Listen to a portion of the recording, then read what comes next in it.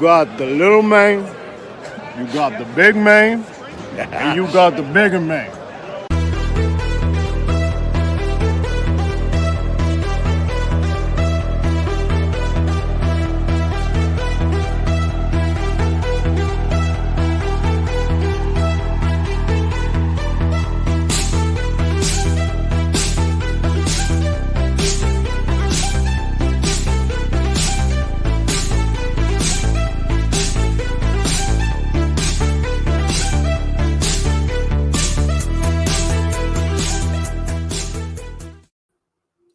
Well, hello, everybody. Welcome back to Nitro Maniac TV's Wrestling Unlimited. I'm Kellen Nitro, joining you for the second time today. And in case you missed it, we were online earlier in the day for Bad Blood 2024 for a recap of that.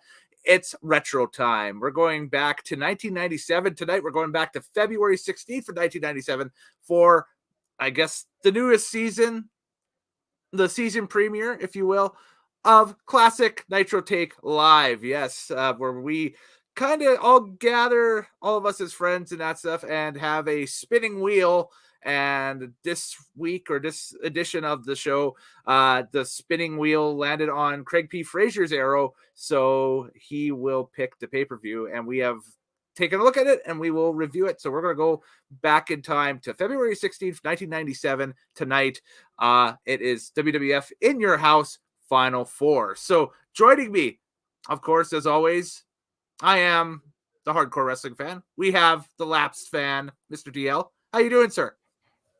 Wait, it's 97 again? Yes. Okay, I gotta go shave. I'll be right back. Gotta start rocking the Don't have a cow, man. NWO, suck it. And of course, our newest wrestling fan, and of course the man that I always believe in. I believe in Craig Fraser. What the hell? Oh my god. Oh.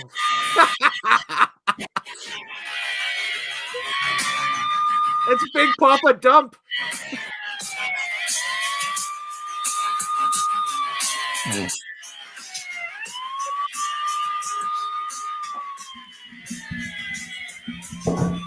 Just don't ask him to do math.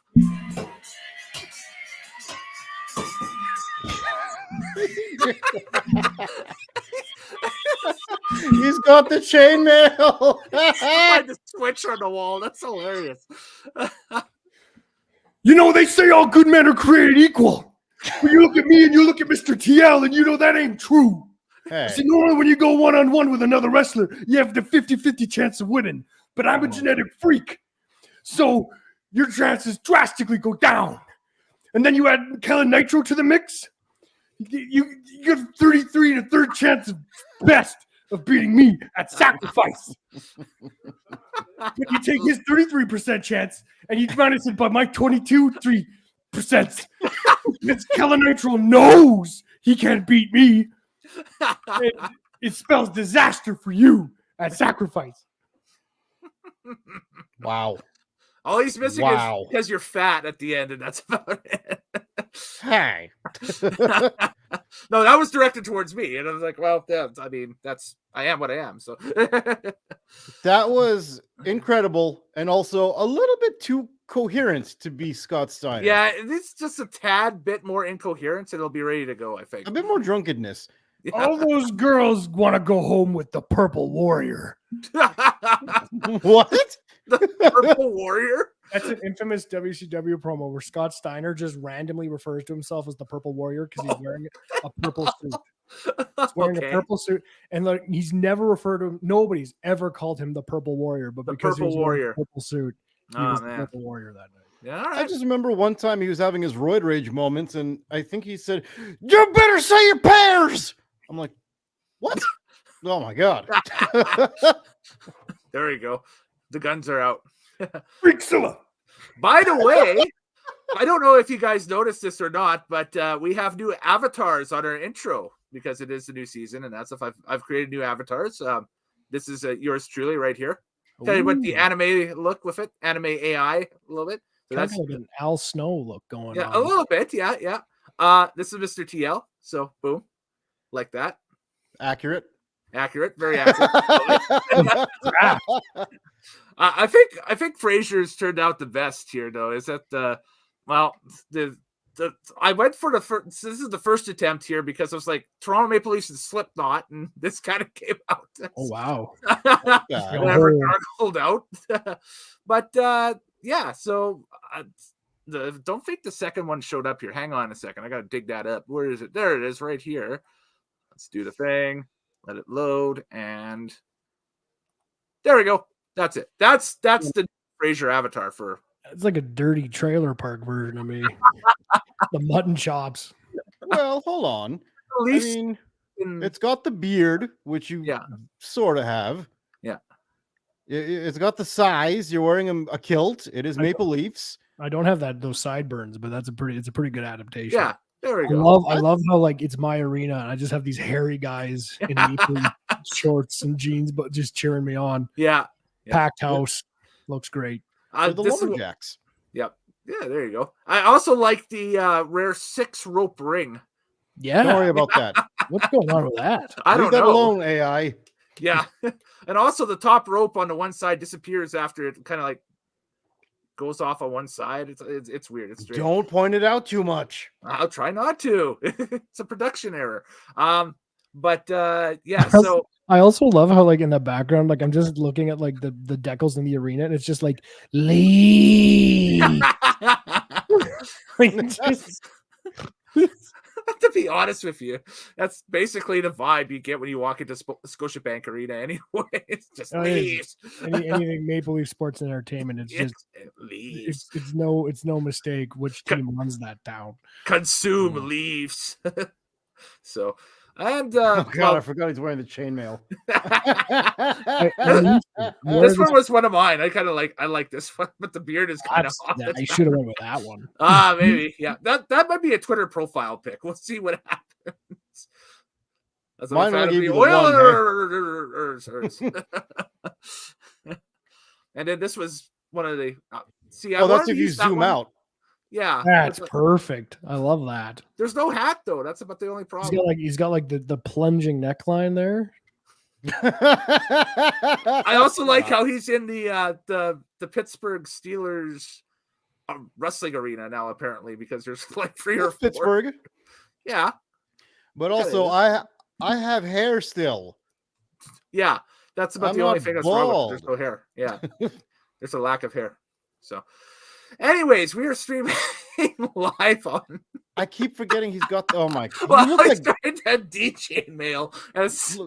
You look like Damian Sandow. It's like those awkward post-race interviews you see on like F1 and NASCAR, where they always grab the driver when he's trying to get the helmet off and the head socket. It's like, wait a second. You have to wear one of those hair clamps or hair caps. Gotcha. Or you put that on. Now, wait a second. If you turn to the side, is your beard connected to your sideburns? Yes. They kind of are. I don't not as pronounced. I don't have. So it is kind of accurate. It's not. Yeah. I'm saying. Well, and I don't have. There's no mustache here. It's missing the mustache. Yeah. if you take the sideburns and then you just like edit it over the mustache, that's perfect. Yeah. AI is weird. Let's put it that way, but kind of fun. Anyways, we are streaming live on Facebook through the Nitromaniac TV's Wrestling Unlimited channel, through the old freakandnitro.com channel, through Nitromaniac TV's Wrestling Unlimited YouTube, and for the first time tonight, and if you're watching on Instagram, throw us a holler. We're on Instagram because Twitter wants us to pay, and I don't want to pay for Twitter. It is all agreed. We shall not pay for Twitter X. Stupid Elon Musk BS and that's so we did the last time we sat down before summer, and everything was working great. And so we go to do Bad Blood earlier in the day today, and I try to stream out to Twitter, and then it's like, you need to be a premium user to use this feature. This is how much it costs. And I'm like, screw that.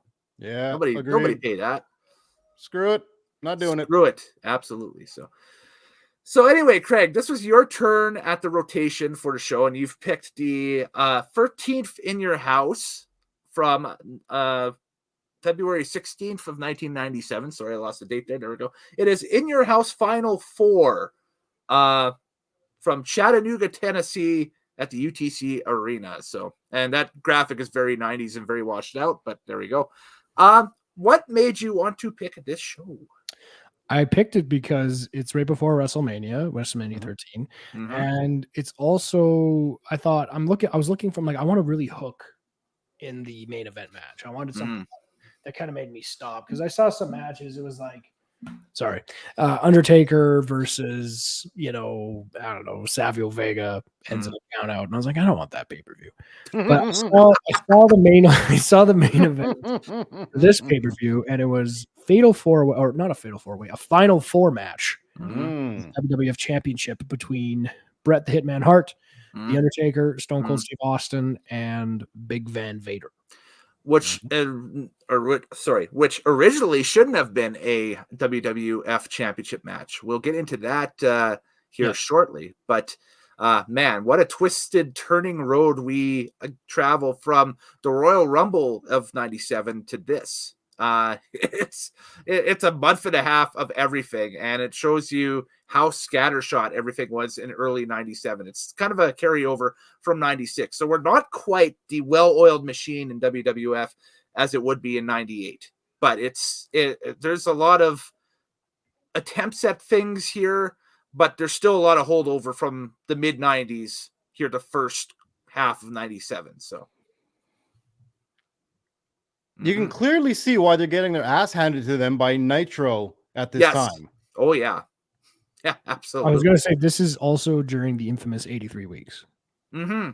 Yes, this is definitely, I think we're right in the heart of it. Like, we're right in the middle of WCW Nitro just outperforming Raw every single week. Oh yeah, NWO is at its zenith right now, I'm pretty sure. They are outperforming Raw so much that the go-home show to this pay-per-view, the Raw, didn't air until Thursday. That's why you saw the clips on the pay-per-view for Thursday, Raw Thursday. I'm trying to figure out what was on Monday on the USA Network that would have bumped Monday Night Raw that week to Thursday, but they did air the show on a Thursday. What date was this pay-per-view? This date was February 16th, 1997. Is that too late for Super Bowl? I was going to say maybe Super Bowl, yeah. I don't, maybe, I don't know. But the thing is, that's still Monday. Super Bowl would have been on a Sunday. Would have been. It's always Super Bowl Sunday. Yeah, the 97 Super Bowl was... And it wouldn't be Olympics, because Olympics was the year later in 98, so... January 26th, Louisiana Superdome, Packers beat the Patriots. That was Brett Favre's Super Bowl. Wow, that Super Bowl was still in January. Crazy. Okay. Well, we don't know why it happened, but I don't know why, but it did happen. Maybe a dog show somewhere. I don't know. But like the Westminster thing is usually in the fall. I digress. Whatever. So, but anyway, this is In Your House Final Four. This graphic is basically the same as what it would be on the poster going into this event. So you can see we've added our little ad for the live stream tonight and that stuff on there.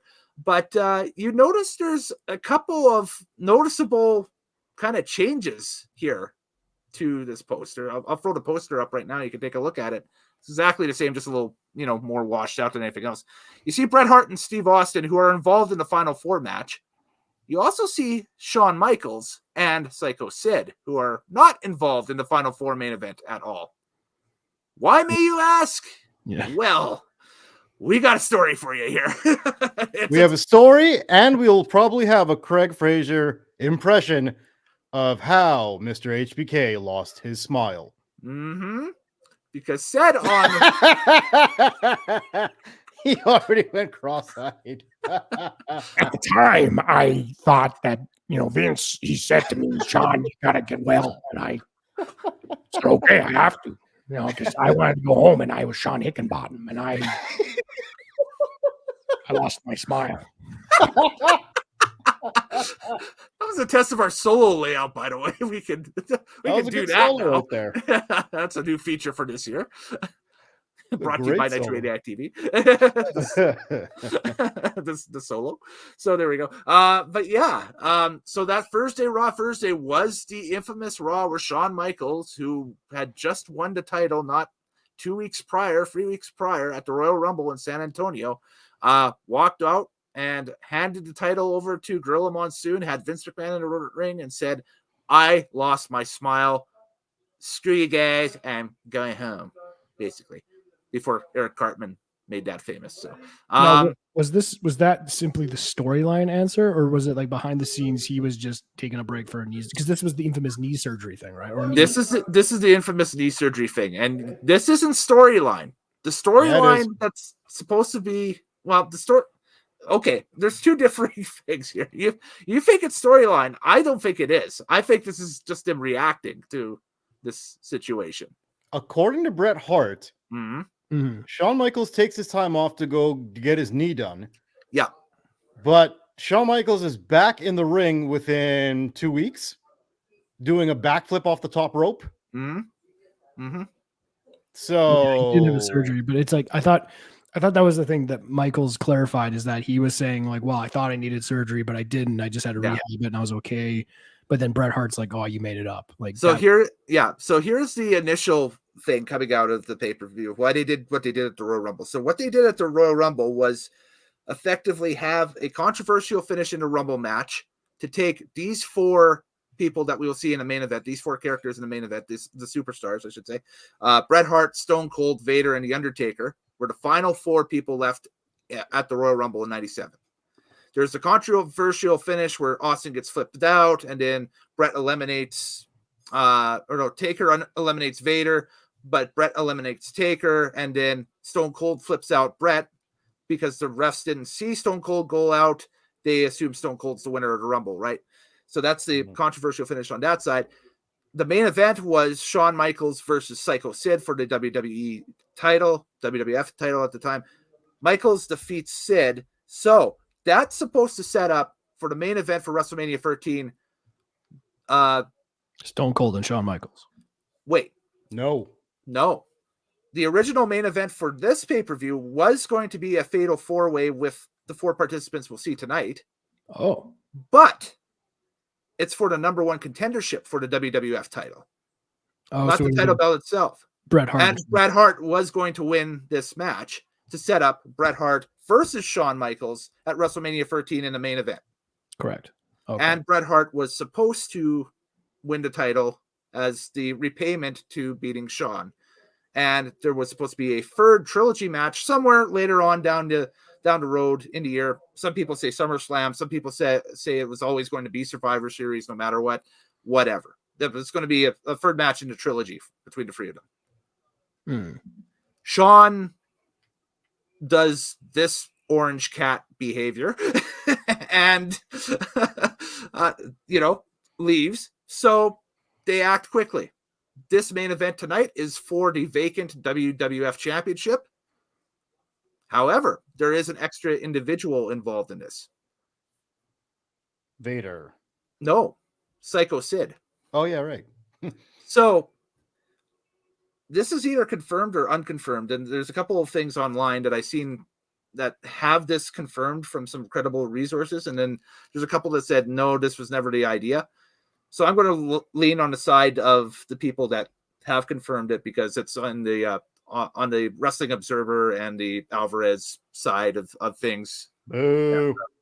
And Bruce Pritchard sometimes is a little creative with his remembrances of things on his podcast and that stuff. So, well, he's a shell for McMahon, so he's going to always they had initially booked or penciled in Psycho Sid's rematch, because if you're the former champion, you get a rematch at the belt, or for the belt, I should say. It's always been a long-term WWF, WWE wrestling trope at this pay-per-view, at the Final Four against Shawn Michaels. And that would have been it. Michaels would have went over, and then you would have set up Michaels and Hart for WrestleMania. Instead, I want you to put something in perspective here.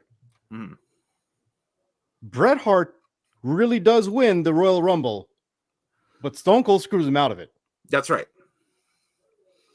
Bret Hart is holding the belt a few weeks going into WrestleMania. Well, at the end of the show, he's holding the belt. Spoiler, we'll get to it, but Well, I'm still correct. A we'll few get weeks to it. before Yes. WrestleMania, he That's is right. holding the Yeah. belt. Yeah. And he gets screwed out of it. Yeah. He's supposed to wrestle Shawn Michaels at WrestleMania for the belt, Mm-hmm.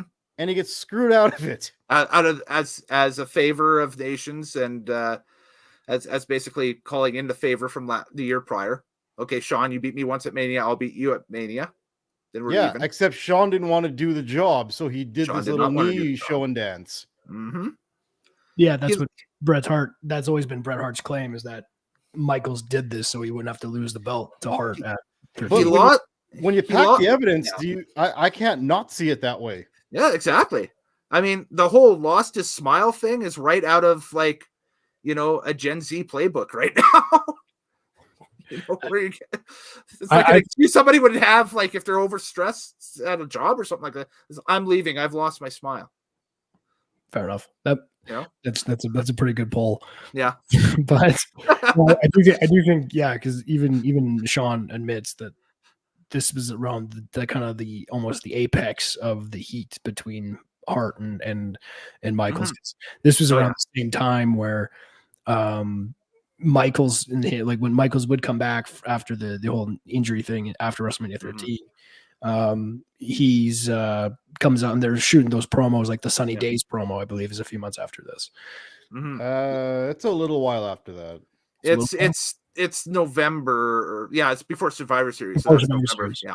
But it's like, but this is like really, I think this was kind of the time because like Bret was like, you were really supposed to give back to me here, Shawn. Yep. And I think this was around the time Bret had that conversation with Vince about like the 10-year contract or something that Vince ultimately reneged on. And yes. Yeah. Yeah. They gave Bret Hart a 10-year contract that they come could back. not financially cover. Yeah. And so they tried to take it back from him. Yep. And they're like, you know what? Just take Bischoff's deal. It's going to be more money and less dates. Please take his deal. We can't honor your contract. Yeah. Mm-hmm. Which Bret could have taken the WWF as a company to court for and made them pay that money, but that would have bankrupted the entire organization. Well, that's right. I always find it rich too that like McMahon was always like, I always do what's best for business. It's like best for business was like, well, you completely reneged on a business deal. I mean, that's not best for business. Like that's business. Yeah. Yes, I mean, did very poor business on that one. Also, do you start to get how Bret Hart didn't want to lose to Shawn Michaels in Survivor Series as well?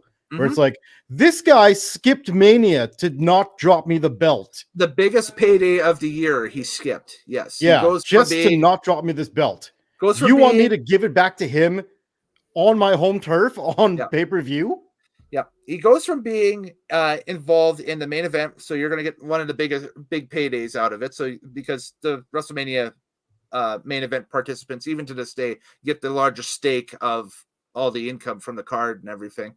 That's traditionally, right. To a commentator and a guest commentator in the main event slot. So you're basically go from being in the ring to Jerry the King Lawler. Interesting. Very interesting. Very interesting. I guess he didn't want to work Bret that much. That's the Bret was trying to explain to him, this is where the money is. It's me and you.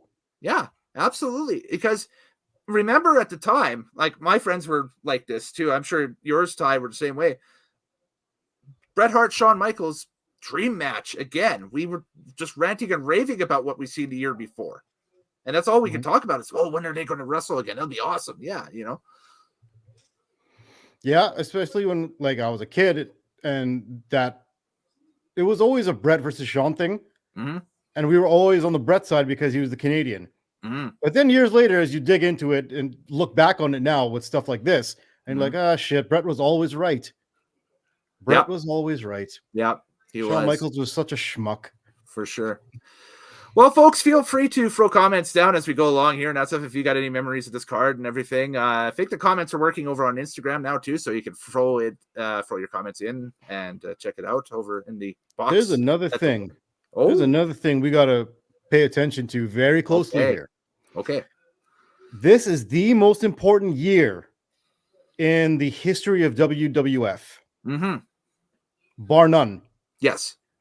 Because you picked an amazing pay-per-view, Craig. You picked an amazing This is a pay-per-view. trip, yes. I can say this right off the beginning. It was awesome. What you see here are rookies that will play a bigger part in the entire scope of WWF, WWE later on. And they're just scrubs here. Yeah. You see that factions are not even built yet.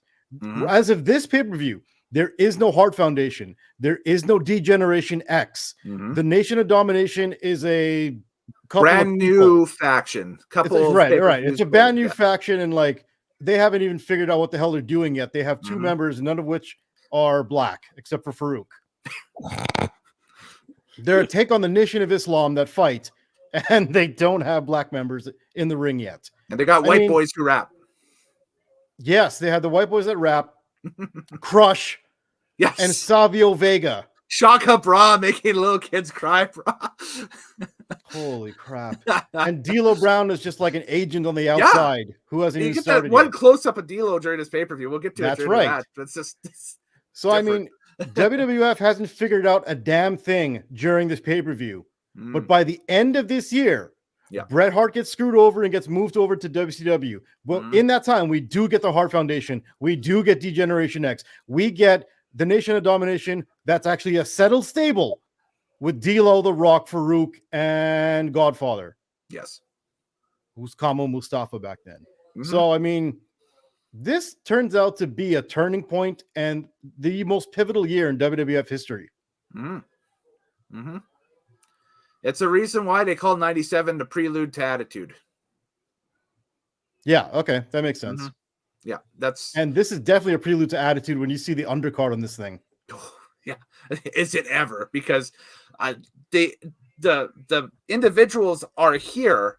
The problem is, are they playing with the the full deck that they will have?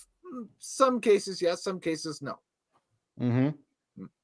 Hey, wait a second. I just thought of something. Yes. Where's Mankind? Because he's signed to a company. Great question. Why is he on this? I don't know why he's not on this card. He's wearing a notable, like he's healthy, he's ready to go. We haven't seen him. He was in the Rumble match in '97, and then I think he also had an undercard match at the Rumble too. I'm not sure. I'm not going to dig. Wait a second. Does he take on Vader at Mania? No. He and Vader are a tag team going after Owen and Bulldog for the tag titles at Mania. At Mania, yes. Okay. There we go. Because it's Bearer's Boys versus Owen and Bulldog. Yeah. Well, this is still before the infamous Hell in a Cell, right? Oh, way before. Yes. Before. So it was 98. Yeah. The first Hell in a Cell match hasn't taken place yet. It takes place in October of 97. Yeah. So later in the year. Yeah. But at this point, wasn't McMahon still kind of cold on Foley, thinking like, I don't see what this guy's about? A little bit. I don't think the promo has aired yet. The sit down between Jim Ross and Mick Foley, Mankind, when Mick Foley is in the Mankind character, and he talks about the backyard wrestling video and Dude Love and all that stuff that kind of makes him the cult favorite, right? And acknowledges that, hey, I was once Cactus Jack. I was once this deathmatch phenomenon in ECW and so on and so forth, right? But that I don't think that sit down happens until I think that's after Mania. I think that's in the spring sometime of April, May. I could be wrong, but it definitely hasn't happened here. I think Vince McMahon was high on Mankind because he's a sick person. He's just like, look at him. He's a piece of trash. I can put him through whatever I want, and he's gonna die. And then he just doesn't die. Yeah. Look at him.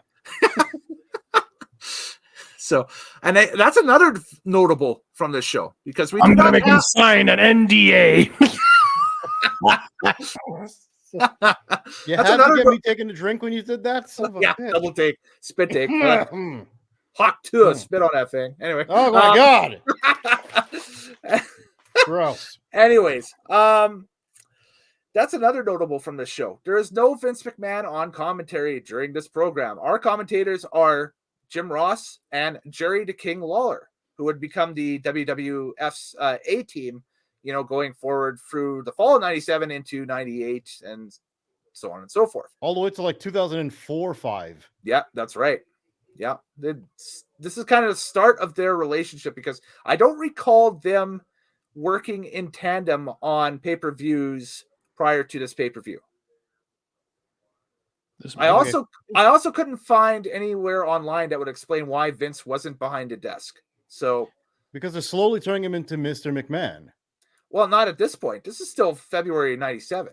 And he comes back for WrestleMania. Well, they say Mr. McMahon is born when Bret Hart dropped him on his ass. Oh, yeah. In the that ring. That Raw hasn't happened yet. Isn't that like the Thursday? I think, nope. That Raw, I think, is either the Raw that happens right next or right after this one. Exactly. Right after this one. It was the follow-up Raw.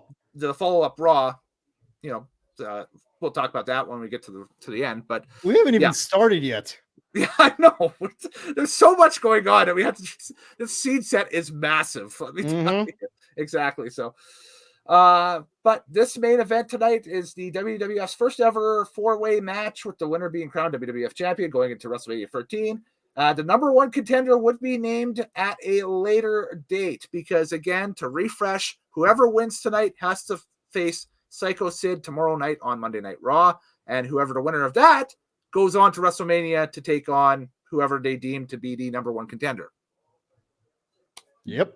Okay. Get your programs, folks. Programs. Can't tell your players without a program. So can we mention who gets to fight who?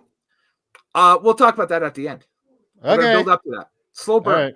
You got to slow burn to people here. So this one's so good. It is so good.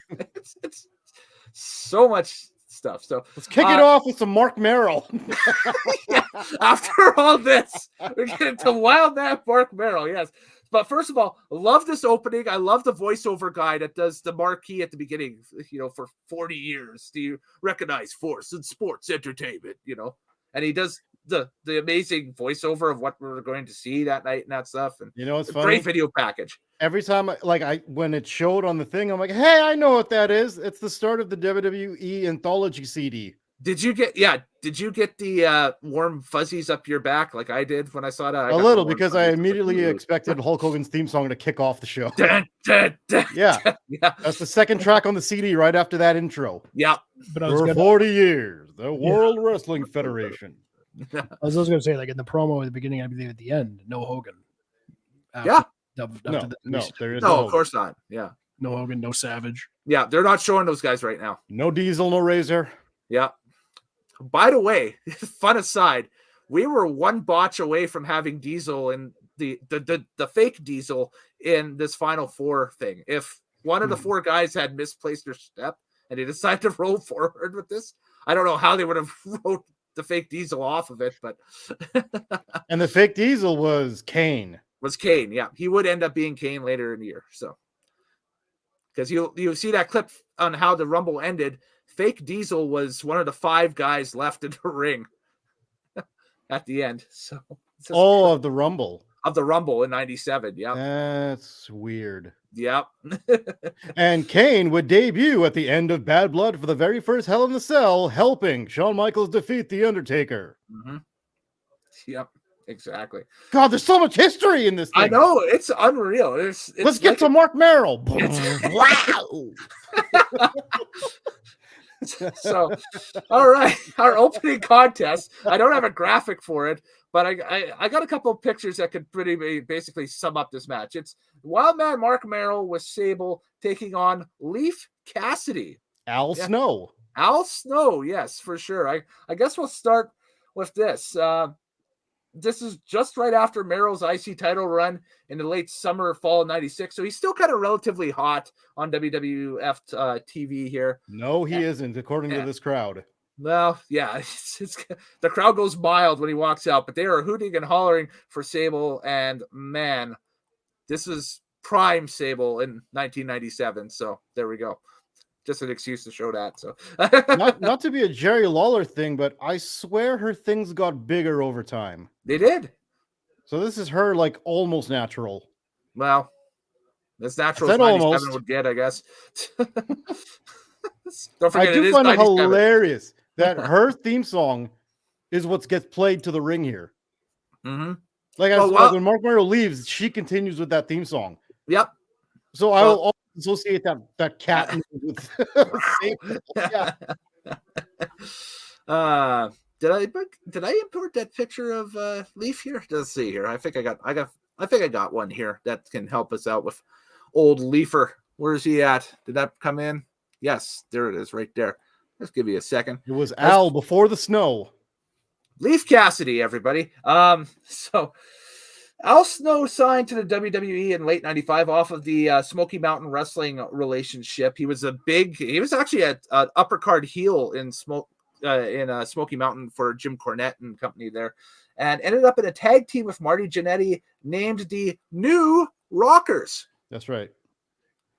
Mr. TL, can you explain to Craig the old trope in wrestling? If you label something new, what typically is good with it?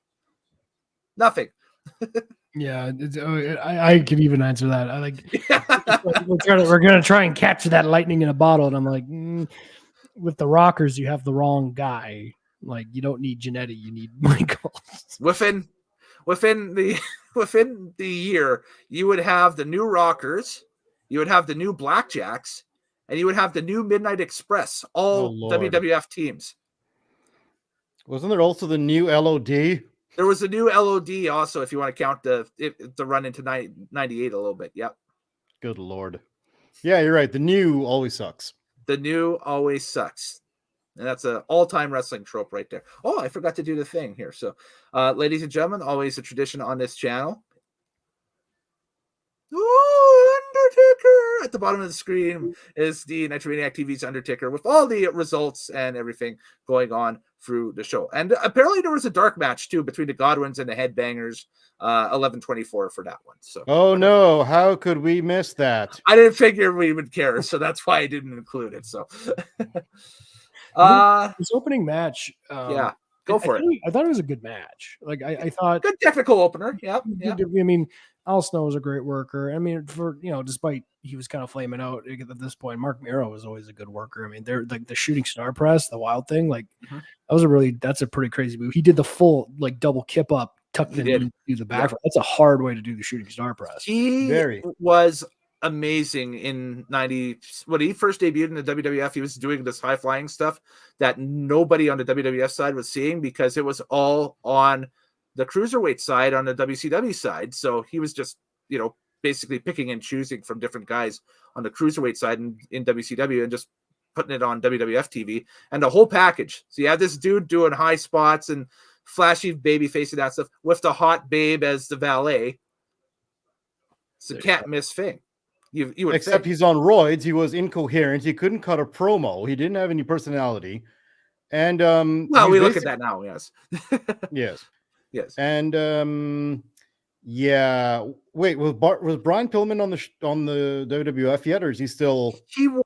Yes. Pillman is still recovering from the ankle from the car wreck at this point. So he's on WWF TV as a commentator announcer at this point. And I think this the only reason Shotgun Saturday Night was on, and I think he was a color commentator for that. So the only reason I mention it is because this is the kind of stuff Brian Pillman used to do before his injury. That's right. Yeah. Is what Mark Mero was doing. Yeah. Except Brian Pillman actually had a way more captivating personality. Mm-hmm. A little bit more dimensions to his personality too. With Pillman, Much he could more. be as we saw with the heart stuff and everything that we looked earlier on last year with and everything. It was just it's kind of more of he had a few more dimensions and that stuff where you could put him in a ring against a Terry Funk or against a Jushin Thunder Liger and expect a great match out of this. With Mero, it's kind of hit and miss. He has some great matches in WWF with like Triple H with Hunter Hearst Helmsley and so on. I think there's one that he has another good one with Owen Hart in '96 too. That was pretty good. Okay, so basically he's had good matches with absolute technicians. Yes. You put him in a ring with an absolute technician, he's okay. You put him in a ring with, say, trying to think of a very notable appearance. Well, if you put him in with a top guy that's not going to carry him, what's he going to do out there? That's right. Yeah. I think there was a couple matches with Vader where it was kind of but Well, yeah, because Vader's gonna pound the shit out of you. Yeah. And you're not gonna be able to do your flips because he's not gonna flip for you or sit for you or wait for you or catch you. No. Great point for sure. That's it. And Wow. the wild man. So gets me every time. Also, 9 minutes and 31 seconds for that opener. 9 minutes and 31 seconds. We spend more time talking about it than it actually happening. Now, that being said, Al Snow here, it's really funny that he's a ring technician, and for the rest of his life, we'll always know him as, what does everybody want? This would be the last pay-per-view appearance for Al until the King of the Ring in 1998. He's off to go get head in ECW. That is correct. That's proper wrestling terminology too, folks, in case you're from the outside wondering what the hell I'm saying. But yes, that's what he does. It was a dummy head. It is a dummy head, yes. That he named Head. Named Head. And you used to ask people, what does everybody want? And you hold up the thing. Head. Yeah. And everybody would have little mannequin heads and they'd shake it like, Yeah, under the black lights and strobe lights. And it was cool. His theme music was the Prodigy song. I can't remember what it was. The group Prodigy. Breathe. That's what it was. Breathe was it by Breathe? Prodigy. Yeah. Okay. Yeah. Yep. That would have got people going to ECW. Yeah. A wild honky tonk man appears. And what the hell was that about? We don't see him the rest of the show. I don't know. I think cut out whatever it had to do. I don't know. I couldn't find anywhere online that references it at all. I don't know. And it's like maybe they were just doing it because they're like it's Chattanooga, Tennessee, big. Yeah. Maybe. Hey. The honky tonk man walks out. Gets the crowd to do this. Yeah. And then get on with the matches. And then it goes right into the recap of the Shawn loses his smile and sets up the main event thing and that stuff. And, basically sets up the tree for the next couple of days where, of course, the winner of the main event has to go fight Psycho Sid on Raw. We already touched on that. So Kevin Kelly is in the back and he interviews Sid, basically hyping the match for the next night and says his old thing. He's the master and ruler of the world and he's in the building. Yo, his promos were fucking weird. He did not understand volume very well. No. Because he would either scream or he would whisper so quietly, I had no idea what he was saying. You just see his face twitching in and out. I guess I'm the ruler of the world. Yeah. I'm like, what the fuck is he saying? I guess that's why they call him Psycho Sid. Yes. Don't call him Psycho. He picked that up from Jake Roberts, I think, because Jake in his promos would go change, volume throughout and that stuff where he'd be talking. Yeah, but he knew how to do it. Yeah, exactly. Jake had such a good way of bringing the mic in and going, you will be a mock man and God will punish you. He'll punish you, Macho Man Randy Savage. I was going to say, is this Mafia boss Jake Roberts? Yeah. Wow. You would listen because you're like, this guy has snakes that he throws at. Yeah. Yep. So, next up on the card is the weirdest 6-man match I think I've ever seen in my life, barred none, just lineup wise. So the Nation of Domination at this time consists of Farouk, Savio Vega, Crush, and like 20 people. Yes, 20 agents that don't do anything but raise their arm.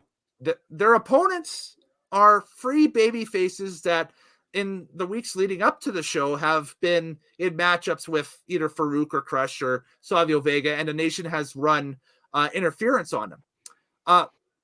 Bart Gunn, Goldust, and Flash Funk.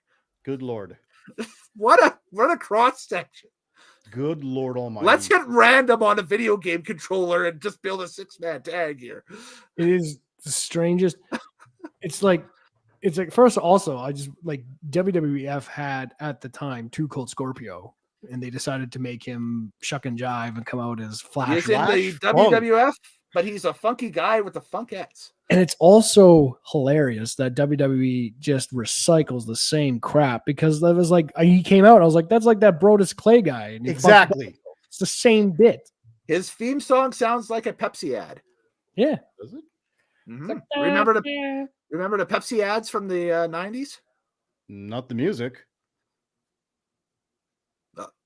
Watch a Pepsi ad from the 90s and watch his entrance. It's like, it's a Pepsi ad.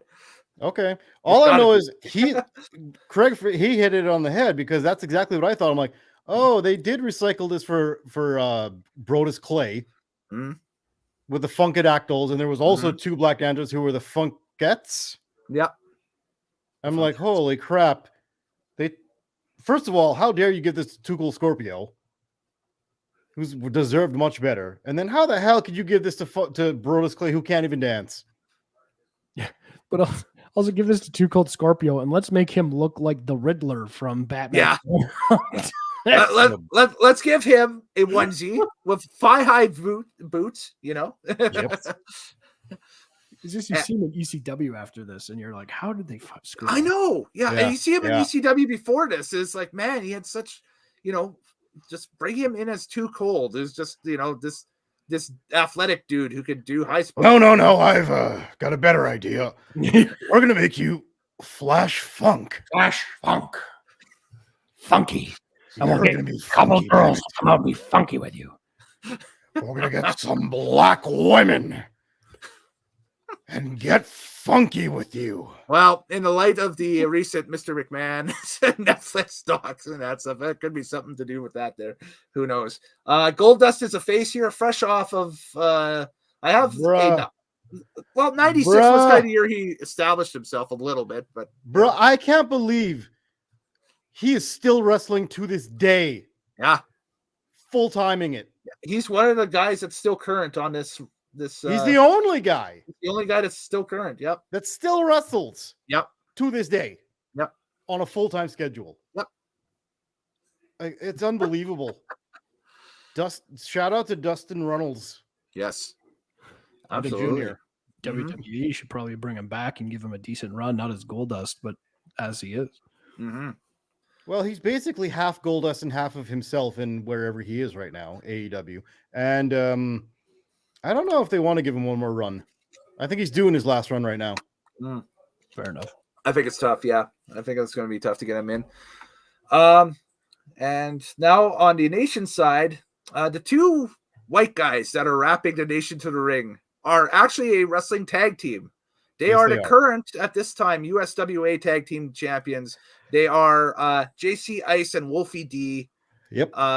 PG-13. Yes. So if you ever hear that tag team ever alluded to on a podcast or something like that, no, you will not. That will never happen. They're basically Lawler's boys, a little bit. They're not Brian Christopher or anything like that. They're not the team that would become Too Cool or whatever. But that would have been hilarious. They're two kids that Lawler picked out of the USWA and said, "Hey, give them a shot," and that's what they're doing. So I do find it so funny that they're like, we need a black act on here that can rap. Let's get these white guys. Yeah, one is if you hear the name Bill Dundee, who's like a Memphis wrestling legend, and Jamie Dundee is JC Ice, so he's the second generation Dundee that got picked for this role. Fantastic.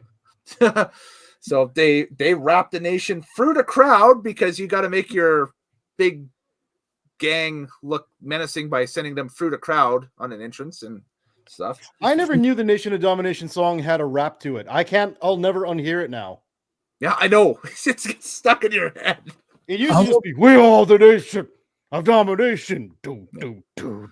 That's what it is after the kind of split of all these guys, and they start recruiting guys like The Rock and D'Lo Brown and Mark Henry and that stuff. Kama Mustafa, yes. Owen Hart. Yeah.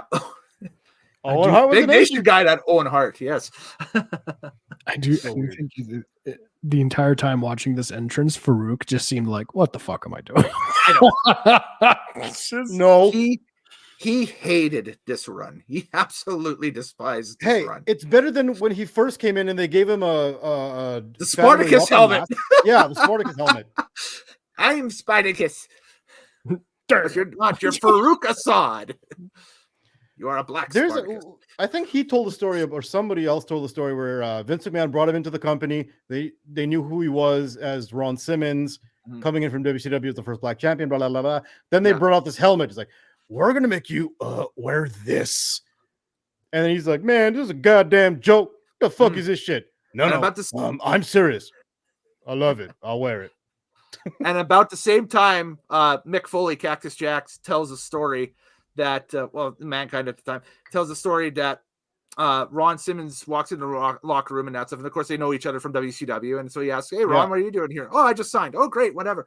He's like, and he turns to goes to Simmons, hey, Keck,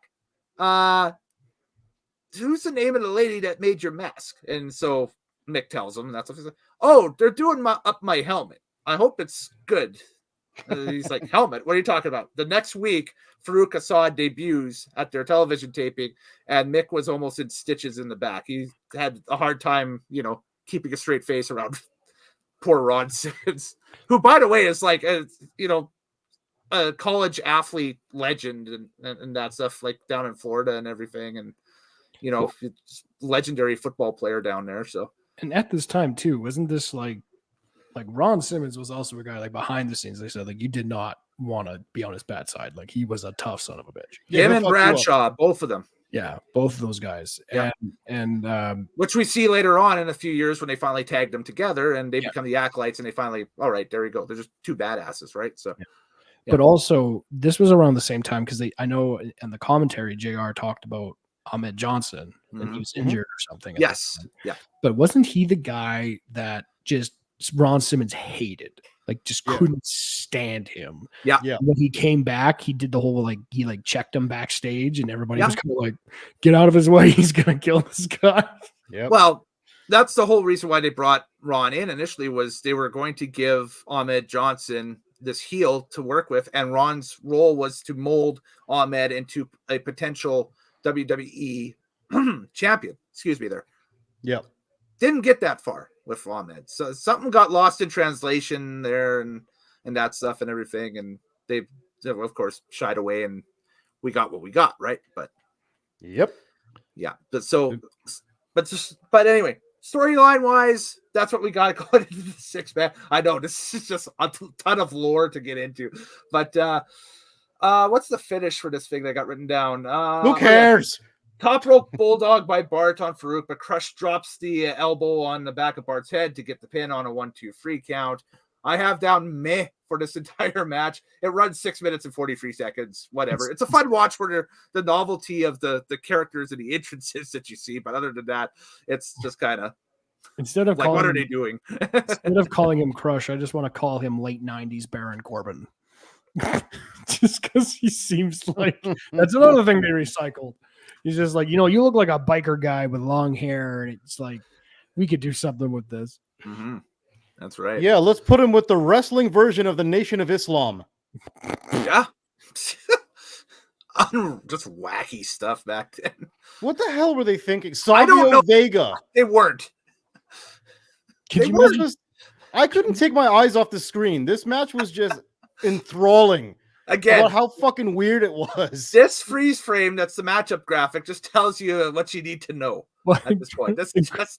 Crush looks like the bad guy from one of the Men in Black movies. What was it with who plays him? The guy from Flight of the Conchords plays the villain. They go back in time. He looks like but he also looks like one of the generic bad guys Batman would beat up in like Batman and Robin or like Joe Chill or something like that. It's funny in this exact picture, he looks like if Earthquake lost weight. Oh, like John. If John Tenta got slim. Oh yeah, that's what he would look like. Interesting. Farouk is literally saying "damn" in his head. This is the Nation of Domination. I mean, like, imagine my Scottish ass going out there and just doing the nation. Yeah, wearing the hat.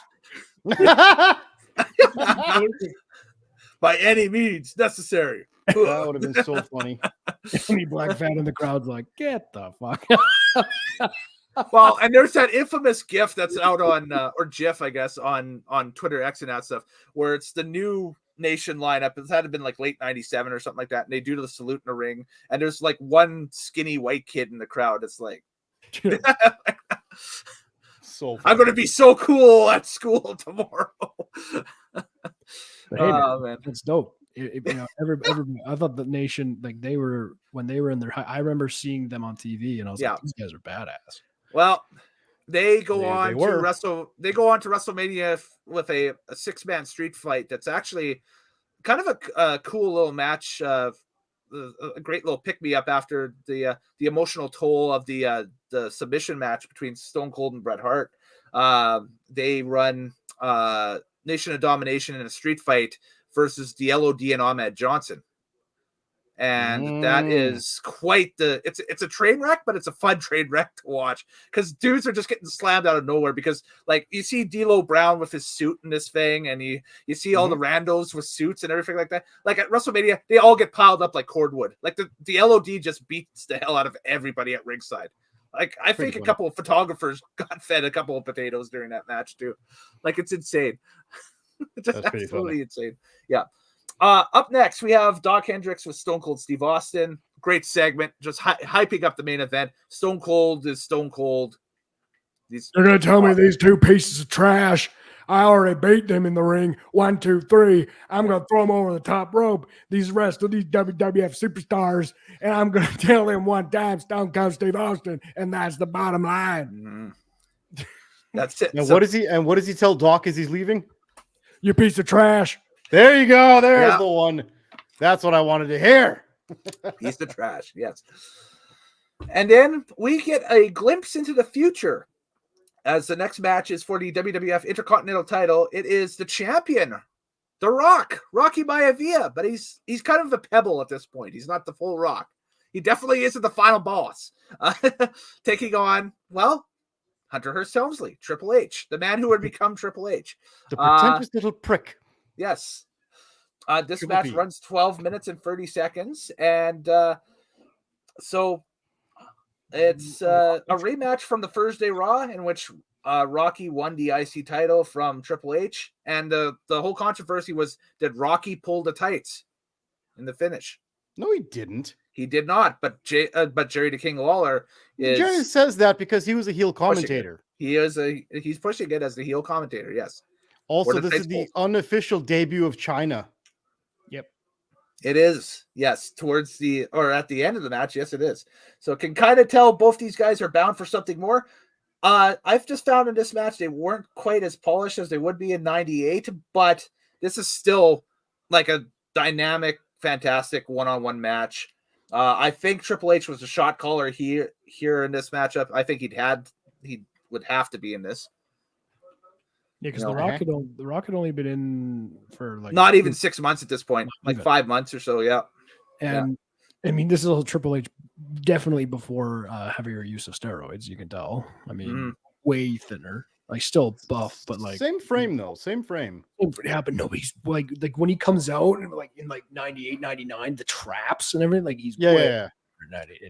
But here's the issue with Rocky Maivia right now. He's a baby face, but he has no finisher. Right. Oh yeah, he just kind of rolls people up into a pin. He either rolls people up into a pin. He has that float over DDT, which he tries on this match, and he kind of botches it, and he got kind of crumple at the same time. He got it. It's not smooth. It's not smooth, but he got it. It's not smooth. It's a challenge if you see it. So the finish of this thing, Goldust comes out with the distraction. Maivia hits the belly to back suplex, and that's the 1, 2, 3. So we assume that the rotating finisher list for him was the belly to back for this match. But again, he doesn't really have a finish at this point. And that's it for that one. Like I said, runtime was 12 minutes and 30 seconds. It was a good match, but I was going to say one of the things I think that made me like Triple H. You could definitely see some like the move sets. Like, yeah, maybe he's going to be more polished. He does get more polished going forward. Yeah. But I think the part of the reason, like, because The Rock infamously, this is the time where he knew that they were kind of pushing him and the fans were not really having it as much. But I think part of what makes The Rock so good when he wrestles, whether he was a face or a heel in his prime in a couple of years, is The Rock always has an attitude when he wrestles. And this just seemed too much like, oh, I'm going to grab you here. And You know, Yeah. whereas like The Rock is more about like, Of course. gets him in for the rock bottom, just boom, and then gets up for the people's elbow, and it's just all scowl and attitude. And The Rock says, right, and it's just like, Yeah. it's so much. It just has that oomph to it, and he needed that heel run as The Rock before getting up, and I think that's So he I'll just needed to find the thing that clicked. Yeah. So I'm gonna give a course. little commentary to this. You were absolutely right. That's a good thing that you just picked up there. He's basically mimicking his father because He that's is. how Soul Man Rocky Johnson used to wrestle as a face. Yeah, With the that cross kind body. of- The cross body is totally Rocky Johnson because that was Rocky Johnson's finish. Was the Bruh, crossbody. let's talk about this for a second here. The Yeah. Rock pulls out moves I've never seen him pull out ever again. Yeah. The drop kick, the crossbody off the ropes, the crossbody off the top rope, Yeah. the inverted atomic drop, like the Hitman who does the atomic drop thing, Yeah. on the knee. Yeah. And I'm like, yo, he never does this stuff ever again. I'm like, but it's a good showing that he could do this early on. It would be a Triple trip. H does the same shit in this match that he does through the rest of his career. Yep. Literally. Mhm. Off the rope, knee buster or whatever you call it, the face to the knee off the rope move he does. He goes into the corner and he drops the knee like Triple H, like Ric Flair, but he doesn't roll. He just kind of knee drop. He does the knee lift off where he sends a guy off the ropes instead of a clothesline. Yeah. I'm like, Triple H has the same moves all his career. The same boring shit. I did see the pedigree in this match. I think he's still doing it at this time. That's his move. He is yeah. doing the pedigree. He just didn't win this match, nor did he get a chance to No, hit it. he I didn't also hit it. didn't see. They tease it a couple times during this match, but he doesn't hit it at all. So I Right. also didn't see the Arn Anderson spine buster. no, I might have missed that. he doesn't. He doesn't pick up on that until 02, I think, when he comes. Well, no, 01, he's using it. Yeah, probably when he gets 2000, the roids 2001. on. Yeah. Yeah. In the roid rage, he starts doing it. Well, he blows out his quad trying to do one, right? So That is very famous. Yes, he did. yeah. So He's not as.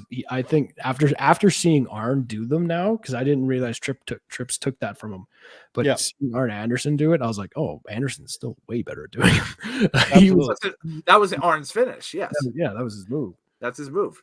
Hit that. That's over. So. I just like when the Rock used to hit the spine buster just as a setup to do the people's elbow. Mm-hmm. But he doesn't do that here because that's not a thing yet. And by the way, the crowd is actually still really behind Rocky Maivia here. They haven't turned on him yet. Mm-hmm. Or maybe because they know that they think Triple H sucks. They don't turn on him until around WrestleMania, and they have that match between Rikishi as the Sultan versus That's right. Rocky, and then And Rocky Johnson actually does show up to help the Rock in that match. he does, yes. And Yes. the crowd kind of with that, and then like the Raw after Mania, and then the couple like April is basically when the die Rocky sucks stuff. Well, see, that starts when they go to Philadelphia and they got the ECW crowd in the audience. Yeah. That's Yeah. when they start killing the Rock. That's right, or attempting to. Yes. Attempting to. Well, But it wasn't that's the Rock basically- they were going after. It was Rocky Maivia they were trying to get after. They love the Rock. But man, is this just a trip? This matchup screen here, and you just see, man, It's incredible. Look at him, and then you look at what both these guys look like now. It's like, man, unreal. It's unreal. I mean, both of these guys just showed up at Bad Blood yesterday. Mm-hmm. It's unbelievable what they mean to the company now and throughout the years. And you see where it all starts from in that photo. Holy crap. I guess that's the second wrestler that would be active now, because if we assume The Rock is back, I said full schedule. oh, full schedule. Okay, Yeah. it's different. Yeah, Goldust is still a full schedule man in AEW, slumming it out on those shows that no one watches on like Collision All right. and stuff. I was also going to say, just as an addition to like Mm. compound of what Ty said about like he used to wrestle like his dad and then he got rid of that. yeah, Mhm. He's seen that in a pattern. It's like if you are like a second gen, third gen, like Randy Orton does not wrestle like Cowboy Bob Orton did. no, He's way more he's got his athletic. own style. Way more athletic, but also doesn't copy the moves, nothing like that. No, of course Mm. not. I don't. I admit I haven't seen a lot of Dusty Rhodes matches, but I don't see Cody necessarily doing a lot of Dusty moves. There's like one move he does, which I think is like bionic elbow, because that's But he does it as a old tribute, school thing. though. He It's a does it as a tribute, tribute. He's yeah. not full out copying his dad. No, No. It's you have to because it is about like you can keep the name. If anything, Cody kind of copies Dustin a little bit, because he does that drop down punch up thing a couple times. From the ground. Yeah. Yeah. And it is one of those things where it's like, you kind of have to do your own thing. Like if Bill Goldberg's son comes in, hopefully not as bad of a wrestler as his dad, but like if his son ever became a wrestler, if he just came out, did like 30-second matches, spear, jackhammer, people would be like, go away. Right. We don't want this. Like, but if he came in and like actually like worked in the performance center and became a good wrestler and started showing up, looked as big as his dad and like was a technician out there still, but like did a spear once, you'd be like, oh, that's sick. But like his finisher was, you know, like maybe like a moonsault or something. Like, oh, that's interesting. Like that's different. That's his own thing. You know, it's funny you say this. This actually brings up a good topic because although Orton, like, I think you're right that after this, they basically tell everybody who's a third or second generation superstar, don't wrestle like your dad. Because your dad has already been here and we've seen him. Except if you're a female wrestler. Because Natalia Neidhart, would do a lot of stuff like her dad, and it was perfectly fine. And the most biggest culprit of it would be Charlotte Flair. Oh, yeah. That was one that came to mind when you said that. That took everything from Ric Flair and does it her own way. Yeah. So it's like, I think it's the gender difference might be enough. I think so. Yeah. Reed Flair. If he was still, if he tried to do like a whole thing with like, if basically he was still in WWE and he had like Bobby Roode. You mean not Reed? Reed died. You mean David? Is it Reed the one that was the wrestler still though? No, Reed was the one who passed away, and he was supposed to go with Charlotte to FCW, and he never. But David Flair Flair was the one who wrestled in WCW, and WWE had to look at him and stuff like that. So, but so it was David. So David, like if he came out and like, he was in WWE and he had like I said, Bobby Roode's gimmick, people would be like, yeah, you're just being your dad. Yeah. No. But he'd have the strength of Ric Flair hyping him up every week, saying, "Look at him, he's glorious, woo!" You know, you could do that, yeah. But it's like even I think when people were still really mad at like they didn't want to see Roman, like you even had The Rock in the ring holding up his arm, like that's true. People, and I think body type, I think body type would have had a lot to do with that too. Like if you're taking the glorious gimmick, obviously Body Rude, much better body type than a David Flair. Good Lord, they could pull it off, right? So he looked like Conan O'Brien out there. So post match from this one, while Goldust and Triple H stare each other down, a muscle bound woman chokes out Marlena and security takes her away. Where will we see this muscle-bound woman again? In a porno with X-Pac. Oh, I'm sorry. Too far down the timeline. Too far. I said we'll find out soon enough, but well, because I believe in the next month the WrestleMania 13 match is between Goldust and Triple H. Yes, with Chyna in his corner and or Terry Reynolds at the time. Marlena in Goldust's corner and Chyna in Triple H's corner, and then there's the altercation where Marlena basically becomes a ragdoll and Chyna just ragdolls her on the outside and leads to the pedigree finish for the 1, 2, 3 for. We also forgot to segue that at the end of this match, Rocky rolls out. He's still the IC title. Then Goldust and Marlena show up out of nowhere, and he starts doing this shit. And that's still doing the edgy thing. Yeah. Actually, wait, didn't that help Triple H lose the match? Is that they came out before? That was the distraction. Yeah, that was the distraction. Then Rock hit him with was that the not Northern Lights or no? Yeah, it was belly to back. Belly to back. I thought it was a belly to belly. It was like a German suplex pin. Yeah, it was a German suplex pin. That's right. It was what he was using for just a match ender at that point. It's not even a finish. It worked, and again, never seen it again from him. Yeah, exactly. I'd love to see modern day Rock just hit that Soul Man crossbody from the top rope. That would be sick in a match. That'd be cool. God, he would tear everything off his body at his age trying that now. That would be insane. Well, the final boss has no muscle left on his quadricep. The people's pectoral is gone. I may look like $1 million, but I'm still what? Exactly. So 50-something years old. Yeah. Kevin Kelly is back with Vader and Paul Bearer hyping up the main event. Good promo, I thought. Does what by who? Paul. There you go. You could rock a good Vader mask. I really could. Yes, I'd have to shave the head a little bit down. That stuff, whatever. Is this before, is this before is this before or after the Vader squash shock of the world of all time? Well, probably the biggest shock match in Japanese wrestling history against Antonio Inoki. Yes, this is way after. This is like so when Vader is working with WWF. And he signs in WWF in the fall of 95 and debuts in 96. When he signs, that's still at the time where it's WWF exclusivity with contracts. Like they're not letting these guys work anywhere other than maybe the odd shot in Memphis, or like we saw with the Stu Hart thing. He's signed for a night to work for Stu or something or whatever, right? Oh, okay. Yeah. Nice. Because that was like, I remember like watching that commentary. I think it was like the documentary about that match, and like when he came out and he's got like the helmet on, and like the Japanese fans were like, "Oh my god!"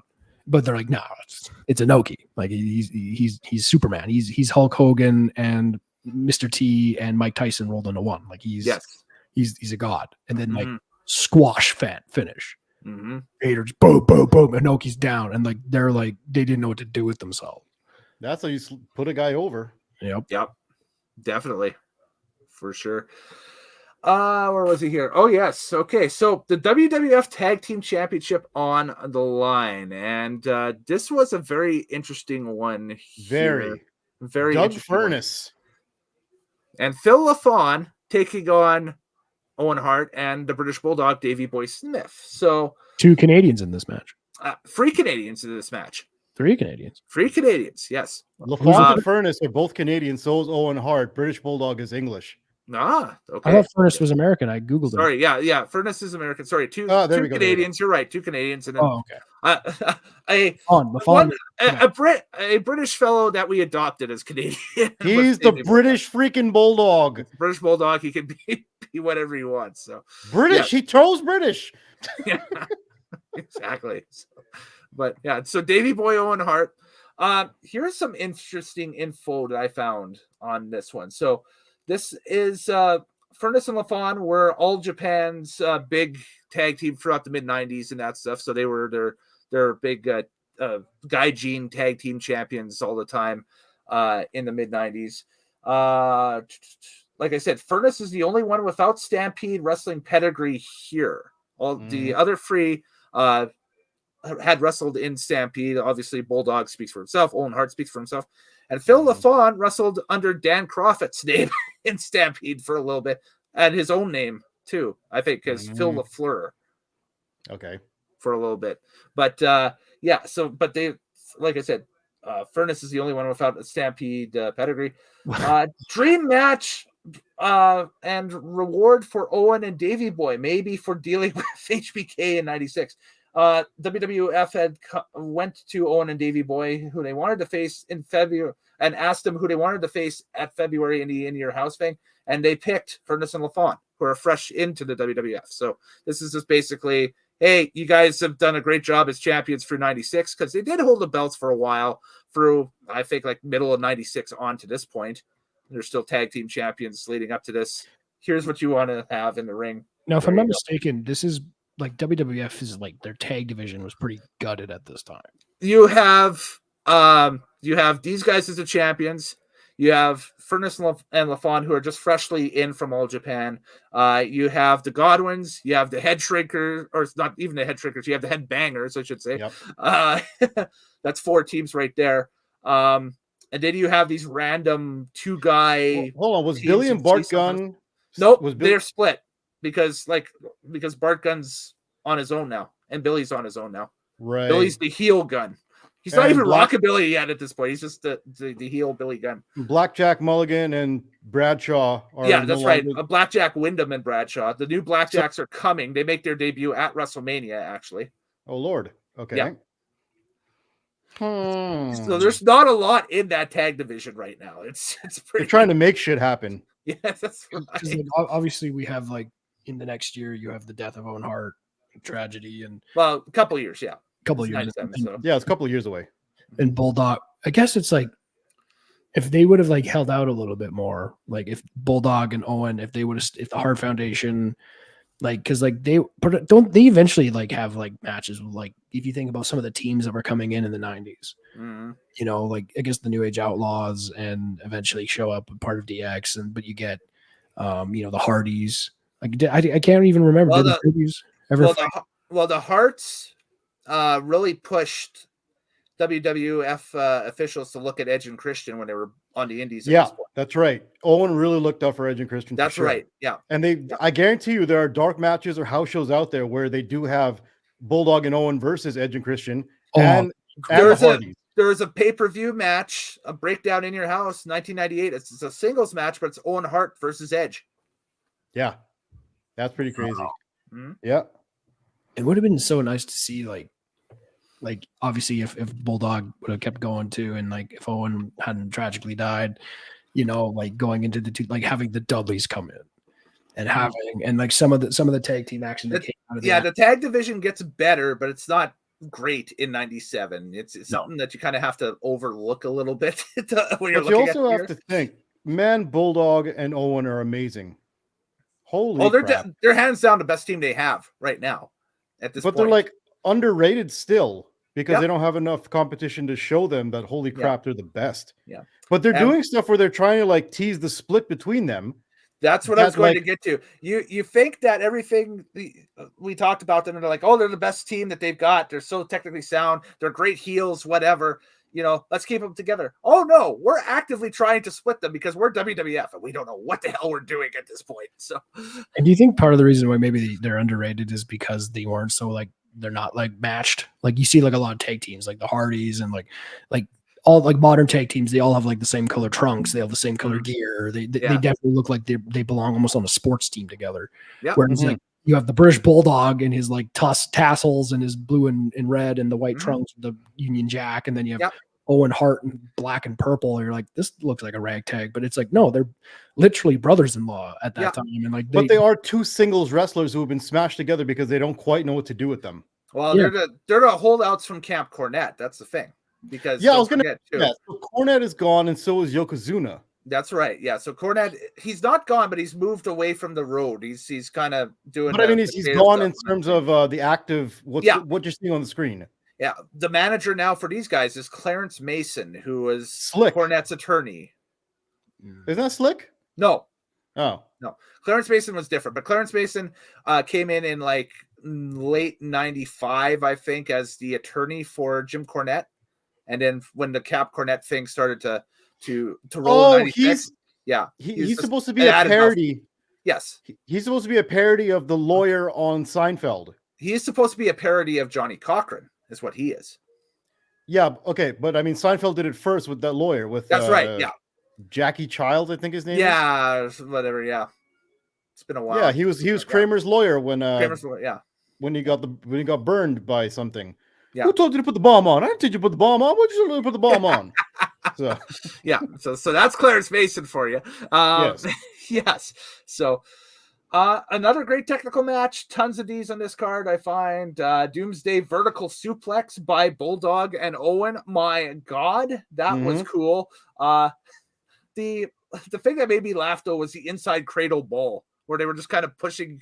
Both guys were kind of pushing each other over to try to get the pin count and that stuff. I was like, that today would be crapped on by so many people, but back then that was just a funny spot. That was like, okay.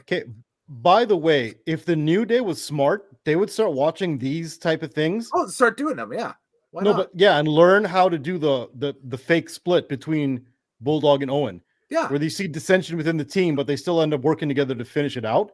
Yep. That's what the New Day should be doing right now, because they keep teasing this Xavier Woods split. Yeah. Well, that's because of outside factors too, but that's because the guy that was supposed to be the new Big E ended up getting canned by WWE because of his shady personal record and that stuff. So yeah, some kind of domestic violence thing going on. Yeah, exactly. You're trying to bring in a new Big E because they were. Big E quickly retired. Well, they were trying just to put a new powerhouse in that spot. Big E hasn't officially retired, but it doesn't look likely that he'll ever be cleared again to wrestle. It all depends on what his doctors say in some upcoming consultations that are. He's got some big tests coming up this fall, so we'll find out more. Yeah, you know, whether or not his neck is healing properly to go back, and also he is like my age. He's about 37ish, so he's not sure how much wrestling he really wants to do, even if he is. The wear and tear in the ring at this point is a little, But the thing is, there's still so much money to be made if he makes that comeback. Yeah, to see the New Day as a top act again. You were talking about the split. We get to this point now in the match where Owen misfires, nails Bulldog with that kind of spinning the slammy kick he did, and then Bulldog hits the stiffest lariat in the world on Owen. Yeah, like man, either Owen sold this thing like $1 million, or what I think more than likely happened is Davey Boy just got excited and just ran him over. But man, did he ever turn Owen inside out? Yeah, man. Like, damn. Yeah, that was a good spot, man. Yeah, that was an amazing spot. The finish was a monkey flip attempt by LaFon, but it got blocked, and Owen nails LaFon with the Slammy Award, but the ref sees it, and so that's a DQ. Yeah, I didn't like the finish there. Actually, you know what? It made sense, though. It's kind of similar to the finish from last night that we didn't like. Not quite. This is more like the New Day and what happened with their tag team match last week on Raw. Oh, on Raw, yeah, a couple weeks there, yeah. A couple weeks ago, yeah. A couple weeks ago, yeah. Yeah, so Bulldog's got him up for this running slam, power slam to finish it, but Owen hits the guy with the slammy anyways. Referee sees it, they call off the match. Then they have the little squabble back and forth between Bulldog and Owen, and I don't know how they settle it that they end up walking out of the ring together with the championships, and they're just fine after. Yeah, but Owen has a busted slammy, which that was one of the biggest pops of the night was when Bulldog broke Owen's slammy, and it's like that. You know, it was almost the perfect match to have like a kind of like a. I forgot that happened there, by the way. Yeah, on this card, it was like if there was going to be a bad non-finish or something like that, this was the match to do it, and I think it worked for this because I think it sets up the fake split, right? Because they eventually they retain the titles at WrestleMania in the Fatal 4-Way. They do, and then they split in around the European title tournament. And then they have the match with both of them in the finals of the European title tournament. Bulldog wins that. One of the greatest matches you'll ever watch. Yeah, it's one of the best Monday Night Raw matches ever. No, one of the best all-time wrestling matches, pro wrestling. Oh yeah, it's ever. Great. It's a top fiver. Yeah, and I think part of that's just because they knew each other so well and they were so good. They were such good technicians, and they knew what each other's were going to do, like the back of their hand. Like, oh, I turn this way. That means Owen's setting up for this. I'm going to turn here, and then boom. But also that they were just fantastic athletes, and they were so good in with their IQ in the ring. Yeah, these guys are hitting on all cylinders in '97 for sure. But it's later in '97 when Brett brings them all together to form the Hart Foundation. All together because Brett is turning heel. They're already heel. Yeah. And it's like, why are brothers? It's the infamous why are brothers fighting on the I don't know why for me as a kid that was one of the biggest moments for me ever. I know to see Brett and Owen like hug it out. I know. I remember watching that. I think I even remember where I was. I was at my grandmother's place in Vermilion watching that on ITV from Edmonton, and watching the tape delay on it, the 1 hour Raw that they did, and it was cool because my grandmother had TBS as well. So I could go watch the 1 hour Raw and then immediately flip it to TBS and see what was happening on WCW Saturday night. So I would just spend all afternoon and evening on the weekends there watching wrestling. It was great. You just used to bathe yourself in wrestling, didn't you? Oh, when I was a little guy? Oh, yeah, absolutely. And the thing that too, monster trucks and wrestling, man. Yeah. But that was like, even at that time, like Bret Hart goes heel. But like he was like a heel in the United States, like everywhere else. I think the Undertaker talked about this recently on his podcast, where he said, "I remember going to Manchester. It was Manchester or Birmingham. He couldn't remember, but he's like, I had a match with Brett, and I was like, I'm the face, and he's the heel. And I get out there, and it's like, let's go, Brett. Let's go, Brett. There's a few Taker chants in there. It goes back and forth, but he's just like, oh yeah, like." It really gives you perspective where he's just like other people around the world. He's like, oh, the Americans hate Bret Hart. Everyone else, British, the Americans, or British, the Canadians, the Australians, like everybody else was like on Team Bret. Yep, absolutely, because they were an anti-American group, and so was a lot of the world. It sets up the whole nationalism summer of '97 between Canada and USA, the border war, because don't forget the whole our whole identity as a country was we got to beat the US because they're taking our hockey teams and they're better at us in athletics, and they're, you know, their dollar is better than us, and they're taking our jobs and and our industries and everything. So big time.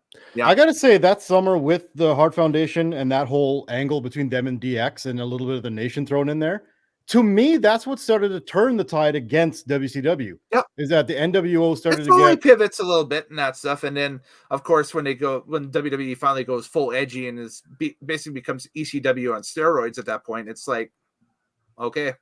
No, but I think this was the turning point in the ratings is when the Hart Foundation takes on, because it was more interesting of that gang war than the NWO versus the WCW. Yeah, exactly. Because the NWO thing kind of became a trope after a while. It's like every Nitro ends up with the NWO, you know, attempting to destroy WCW, and then Sting drops from the rafters and starts beating the hell out of people, and then that's it. It got to a point. Sorry, Ty. It got to a point where it was like, who isn't in the fucking NWO? Like, yeah, exactly. It got too big. NWO. Exactly. When you have race car drivers with NWO on their race cars and stuff, and you know, it's David Arquette. Yeah. Kyle Petty has joined the NWO. By God, what's going on? Jay Leno. Dennis Rodman's in the NWO. Yeah, Dennis Rodman joining the NWO was it was a big deal, but you could tell that kind of the idea had, jumped the shark a little bit. So the Bulls were in the finals against the Utah Jazz. Yep. And Karl Malone was there against Dennis Rodman. Yep. It's nuts. I was like, holy crap. It was ridiculous. It was so that's when Rodman did the Wolfpack thing, right? He put the Wolfpack thing up because he saw Hall and Nash in the crowd or something. It's like, cut to Michael Jordan, and I took that personally. Yes, he did. And I took that personally. Yeah. Meanwhile, on the WWF, you've got the Hart Foundation versus DX trying to kill each other. Yeah. Legit. Which is way better television. Because the top two stars in the company don't like each other. So it's like, all right, there we go. Yeah, and they have factions. And it's like, all right. Way better TV. What was the next thing that happened on this pay-per-view? Doc is backstage with The Undertaker. Taker says he's rediscovered his edge. Adam Copeland doesn't debut for another year. Oh, for God's sakes. I actually like the part in this promo where he's like, I've reclaimed my edge. Yeah, I've rediscovered my edge. But then he goes, not all of it, but eventually. Yeah, he does say that. That's true. I don't have all of it yet. I ain't as good as I once was, but I'm as good once as I ever was. It's a day-by-day thing. It's Toby Keefing this promo. What the hell's going on? I'll touch base in a few weeks and see how my edges do. We get the recap of the Royal Rumble finish, and then it is time for the main event of this thing already, because this pay-per-view is only an hour 43. We're rapidly approaching 90 minutes on this podcast. So here it is, the main event. The first ever Final Four match, which is a predecessor to the Fatal Four Ways that WWE does now and that stuff. But you got Bret the Hitman Hart versus Stone Cold Steve Austin versus The Undertaker versus Vader. Winner becomes the WWF champion and has to face Psycho Sid on Monday Night Raw the next night as Sid gets his rematch for the belt. You put the graphic back up just for a second. Mm-hmm. I think I actually have a better one here. This one's more if you go from the top there, you got Bret Hart has this look of like, yeah, I got this. And then you got Stone Cold, you know, giving you the mean mug, then Undertaker. And then it's Vader. He's mid Mastodon grunt. He's like, but without any context. You're right. That looks hilarious. Yeah. Wrestling without context. There you go. Put it up again. And then explain to somebody who watch wrestling. Yeah.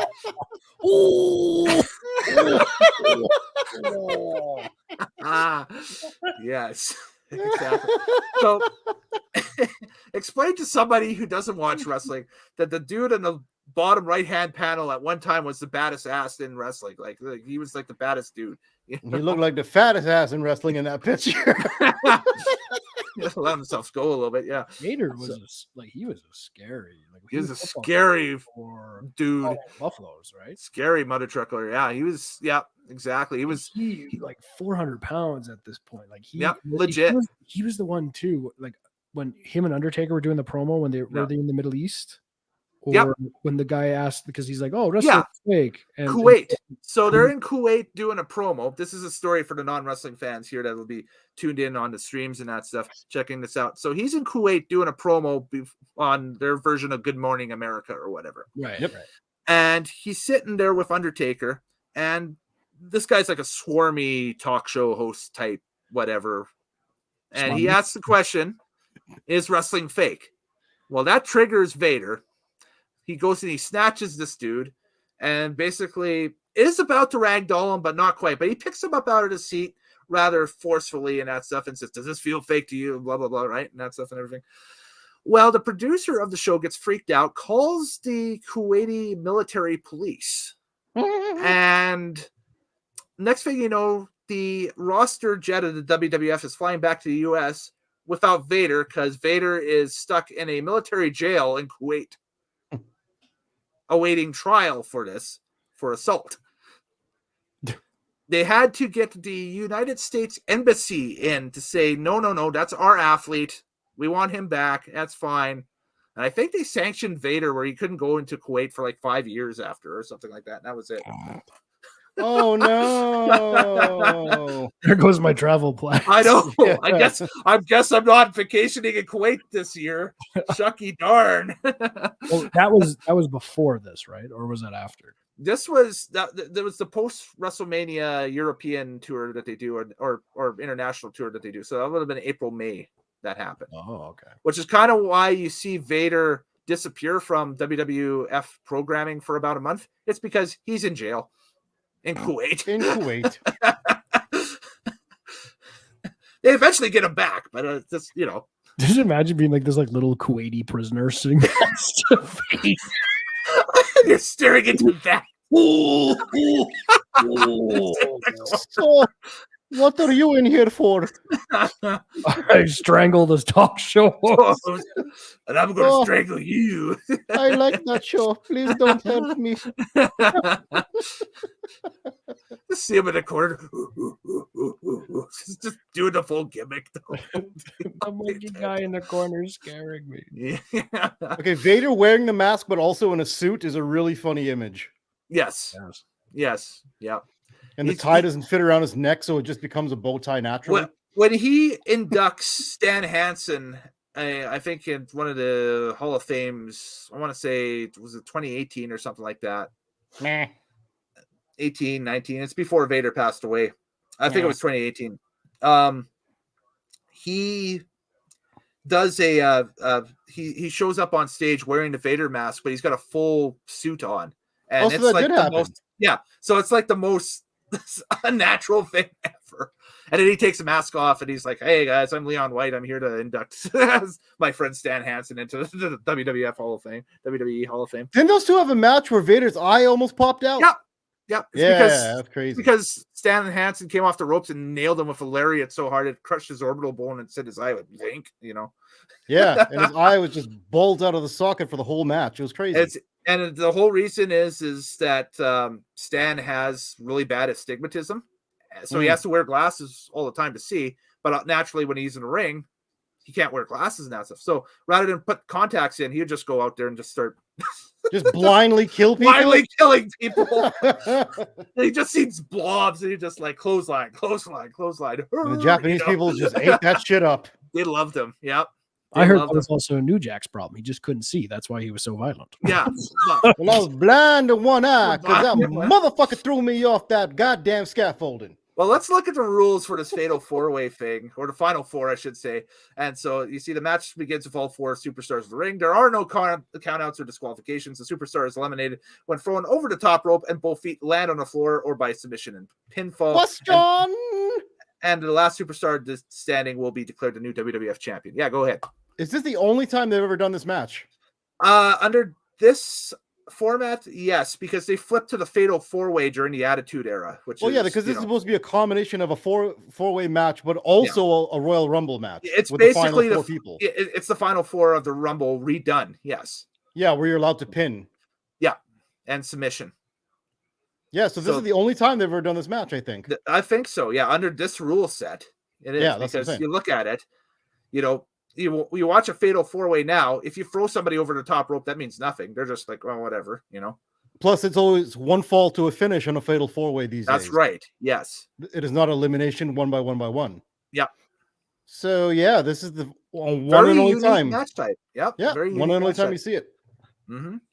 So, Brett wearing the Calgary Hitmen leathers tonight. Yeah, he did.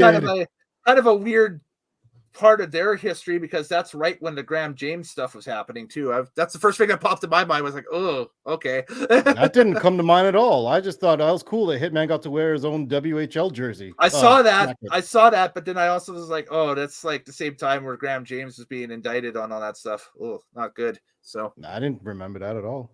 Go Oil Kings. Agreed.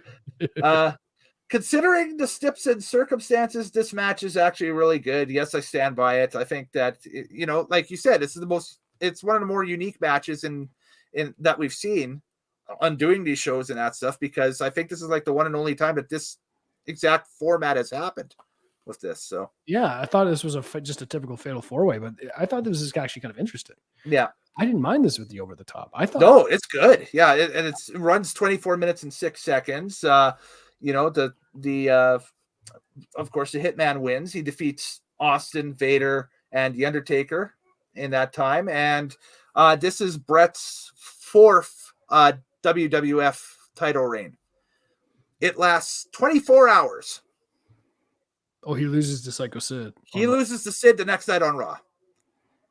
Hence the promo where he comes out and brings Vince into the ring while they're setting up the cage for another match on Raw. This must be very, very frustrating for you. He grabs the mic out of his hand and drops him on his ass. Isn't the goddamn word for it. Frustrated is the goddamn word for it. This is bullshit. Yeah. I'm sorry, ladies and gentlemen. You screwed me. Everybody screwed me. And no one does a goddamn thing about it. No one in the building cares. No one in the dressing room cares. This is such bullshit. It is one of the all-time wrestling freakouts that happens. Great. It's a rant up there, like it's a sports freakout as far as I'm concerned, because it's up there with me with like the Jim Mora playoffs thing, or anything. Playoffs. Don't talk to me about playoffs. We're trying to win a damn game. Me and my friend. We did poo on offense. Me and my buddy always do this thing where we try every time we do the playoffs, it has to get higher and higher. Yeah, so it's gotten to playoffs. Don't talk to me about playoffs. Inside joke. This will pop myself and Ty here. That's it. But could you imagine somebody like a Thomas Dias trying to do the playoffs? Playoffs. Who the fuck's talking about playoffs? Well, now we should not out a former colleague. No. He's a good friend. He's one of the best. It's Thomas Dias. He's a good guy. Yes, legend. I could do playoffs of the former Oilers stadium announcer. I think that's Mark Lewis. Mark Lewis, your favorite. Playoffs. Don't talk to me about playoffs. Can't even win a damn game. And the organ goes off in the background. Marty Reasoner. My favorite was always Sean Horkoff. Sean Brown. Alice Hemsky. Oh God. There's I also still I know it's a different guy, but like I equate him because he sounds like Rod Phillips. Okay. And I always wondered if it was Rod Phillips that would go do play-by-play and then come on and do the arena announcing. They sound similar, yes. But it's a different guy, yes. But I just I don't know forever because I was thinking like Ryan Smith, but then I was also thinking because there was a one time because like Rod Phillips was such a homer when he would talk. Yeah. And here, like the Oilers had a penalty, and he's just like, "There's a minute 16 left in the Phantom call." I don't know what they're doing out there. Mm-hmm. We get that quite a bit in his later years. Yeah, for sure. But so the finish for this match, as we move away from very regional Edmonton Oilers PA announcers from the yeah, my God. Austin is bounced by the Hitman over the top with a huge pop. Austin comes back and distracts Vader, and that allows, I think, both Vader and Taker going out at the same time over the top, and then Brett gets the deciding thing or the nod off of that. I think that's how that went down. The problem is I had my back turned, and then I kind of Vader got out first, and then Bret Hart got Undertaker with a clothesline. And Undertaker always lands on his feet, so he's out. That's what threw me off. I was like, oh, okay, but then But the pop for Undertaker is equal to Bret. Yes, they were equally like the same level of. You can tell in this match that was either going to be Bret or Taker taking the win here for this, because it was like, okay, who's gonna give Sid a great match? It's those two guys at this point. It's like Bret's your guy, and Taker is the superstar on the rise at this point. He's anointed, even though he had the title way back when. They're pushing him to the moon here a little bit. Yeah, but also that's what makes this. It's funny when you look back on it. It's like, how the hell was that the main event for WrestleMania? But you put everything back into context. You're like, wow, that's a great story for Taker. Now you fast forward the next night. Bret loses the belt, has that freak out. It's Psycho Sid. The number one contendership still up for grabs. You think that there's a match for it or nothing? Nope. They just name Undertaker the number one contender, and there's your match. I thought he won a match to get the number one contendership. He did not. He ended up just being named. That's it. Did Teddy Long come out? No. Gorilla Monsoon walked out and said the Undertaker is the number one contender. Look at here, player. We're going to have us a WrestleMania main event. After all this, we just have Gorilla Monsoon coming out and saying, I think the Undertaker's deserving of this. He gets it. You will go one-on-one with the Undertaker. So, by the way, I was going to say this match, it's amazing how they really had action on both sides of the ring, but at the same time. Yes. At every single point of this match, no matter who was fighting each other. Oh, it's not dead at all. It's a fast-paced 20-minute match. To me, this actually feels like a video game when you have your buddies over and it's every man for himself in the corner kind of match. This felt like a video game. WCW. And times I kept double looking like Rampage or Revenge. Yeah. And this felt like old No Mercy WrestleMania 2000 kind of guys thing. doing high spots all over the ring and that stuff. And yeah, but like you'd lock onto one guy and that's who you'd be wrestling. And all of a sudden someone will bump the other guy and now you got to wrestle the other guy. Like it felt like a video game. I was like, hey, this is some cool shit. And then it's also like everybody comes over and picks their favorite character. So like Undertaker, Stone Cold, and Bret Hart are off the board, and then the one person's like, "Fuck it, I'll play Vader." Vader. What do you mean Shawn Michaels is locked? Yeah. Also, Vader.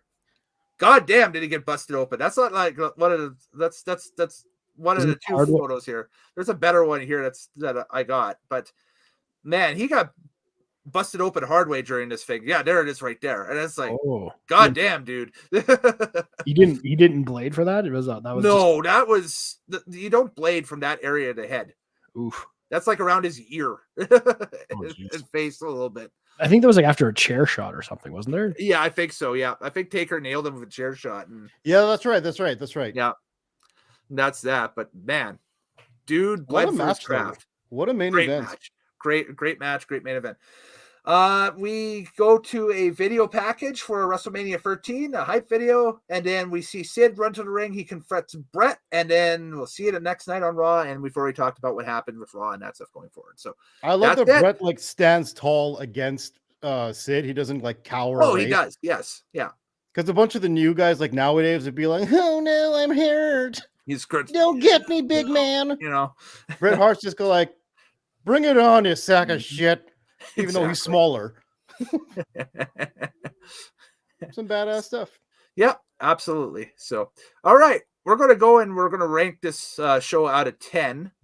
And of course, those new to the show or to the channel and that stuff, we rank these shows out of 10 just on our scale of perfected wonderfulness or something. I guess it's been decades in the making. And no, just kidding. It's basically how we feel about the show, what it would get out of 10 going forward. You know what? I flashed that up by mistake. That's not a 6. I'm gonna give it a 7 out of 10. I think going forward. I think it's the thing that hurts this show is it still falls under the 2-hour in your house thing, and this show wasn't even 2 hours. This is hour 43 and that stuff, and so it kind of makes me think that there's a lot missing. Like it feels like there's a lot that's been cut out from this when you watch it on the network now and that stuff, and it's kind of hurts a little bit of the presentation. Objection, Your Honor. You have a 6-man tag match that had flat. That's true. That too. Yeah. Goldust. Yeah. And one of the guns. Yeah. The good gun. What the hell would you have cut off of this pay-per-view? Yeah. And still run that match? Exactly. Well, no, I'm not saying not cut. I would have cut that match itself. That's what I'm saying. So what could you have cut off of this thing that allowed this match to still go on? I don't know. I think a cool thing that would have happened to add to the pay-per-view would have been, I realize you're in a ratings war with WCW, but have the match with Sid like right after the Fatal 4-Way. How? Where you're the champion. Advantage. That's a mega advantage to Sid. Like you're the champion, but this is what you have to go through. Whoever wins this has to face Sid like right away. That's ridiculous. Unless you rebook the pay-per-view where you have this Fatal 4-Way match, or not Fatal 4-Way, the Final 4 match first, and then the last match of the night is whoever has won that goes against Sid. It would have been great if Shawn Michaels wasn't such a pussy. That's true too. If Shawn Michaels actually would have showed up to work, this all would have been moot. So exactly. Mm-hmm. But you're going what out of 10? 7? I'm going 7 out of 10 for this one. Yes. All right. Yeah, I would have liked to see more. Actually, that's the thing. Is that this to me, I know it was a pay-per-view, but it feels more like a USA special or something like that than. Well, it's in your house. It's not a main pay-per-view, so it's exactly what it's supposed to be. Mm-hmm. Yeah, and at this time, the in your houses were a little undefined, a little bit, and that stuff. They kind of existed. They were kind of WWF's answer to the Clash of the Champions a little bit. But... So, TL, your pick. Or your this rating. Sounds weird, but I'm giving this an 8.5 out of 10. Okay, cool. This is one of the better shows we've ever got to review. Oh wow! It's just for the significance of where this fits into the WWF timeline, the main event, seeing a young Rock and Triple H of the startings of what will become, legendary stuff later on in the 2000s. Right. Mm-hmm. Again, just to see like where wrestling was at this point as they're dying to WCW in this NWO run. Yes. And you're seeing what WWF is putting on and what is going to lead up to the summer of Stampede. Yes, with the Hart Foundation Stampede and everything. Yeah. Oh yeah, the tag match is phenomenal as well between Bulldogs and Furnace and whatever. Yeah. What's his name? Furnace LaFawn and LaFawn. Yeah. And Doug Furnace. Yeah. So I mean, there's enough good stuff on here to be like, yo, go back and check this out. This was a blast from the past in the best way. Yeah, I can't remember if their All Japan name was the Can-Am Express or the Can-Am Connection. I don't think they were the same shit. I think they were the Express. That was, but they were the Can-Am Express, Furnace, and LaFawn. So that was their All Japan name. But anyway, Craig Fraser, what do you give this show? I kind of go in the middle. I give this an 8 out of 10. Okay. I think just because, I'm just, yes, there's all the external factors about this pay-per-view, but I think just looking at it as a wrestling pay-per-view, I mean, the first match, I thought it was a good opener. Like it was a good match between Mero and 2 technicians in there. Yeah. Two technicians in there. The 6-man tag, it's kind of all over the map, but in the context, most random thing I think I've ever seen. Yeah, the storylines going on, like, and I do like how it's like, it just seemed like a ragtag, but I think they set it up before with like what they talk about, so what was happening. You're like, oh, I see why they kind of ragtag this together because some of the storylines at the time worked for the guys in the ring at the time.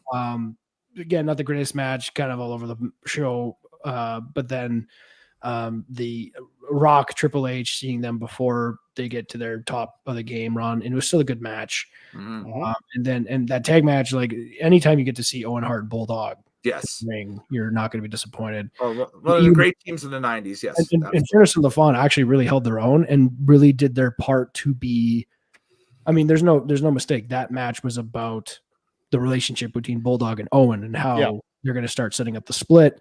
And Furnace and LaFon fit into it perfectly because with the weak tag team division at the time, I felt this was one of the great things that the false finish works here, or the DQ. And again, Furnace and LaFon, they hang around for the majority of the year at 97. And then when they're not in WWF, they're in ECW. So it's they got some bookings out of this. So let's just put it that way. So, and I also looked into them too. They were the 5-time AWA or something, Japanese, all Japan.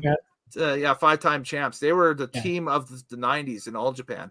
You know, they were a great team. So like knowing that I saw great wrestling in that ring, and that's all it really comes down to. And then the main event is great. You got, I put Vader as a a legendary wrestler. I think he was maybe limited, but I mean, like limited. I saw 400-pound man do a fucking moonsault. Yeah, absolutely.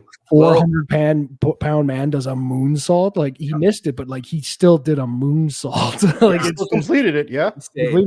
And it's one of those things where it's like I put Vader as a legendary wrestler for sure, and then you got 3 of the greatest that have ever done it in there, and great storylines. Such a great finish. That's up Brett. I only wish they would have had a different ending because a certain guy lost his smile. They had to like cover for him basically. Yeah, that's it. So what I saw was like, here's the thing. Maybe some of not the best matches and stuff, like some weird, like the weird triple tag, but I saw great wrestling from all the performers on this card. I don't think anybody went out there and just sucked. You wonder what that third Sid HBK match would have been like, because the 2 that they had before were really good. But it's a lot of Michaels doing Michaels stuff and Sid being limited. You would have got the same match again. Yeah, maybe. Yeah, but there is sometimes a place, like when you have such an athlete like a Michaels or an Owen or a Brett. Yeah. Sometimes if you have a guy who's in there who might be more limited, but still is good at what the limited is. Like here's why I always think Triple H is still one of the best wrestlers of all time, is because is he a technician to the degree of Michaels, Hart? No, hell no. But the thing is yes, he does go out there and do those moves, but he did them in such a way as a heel that would get that heat up, would win matches. Yes, he had Evolution, he had DX, he'd have all these people backing him up. But I think that's why he was always so good, is because he knew how to play around it.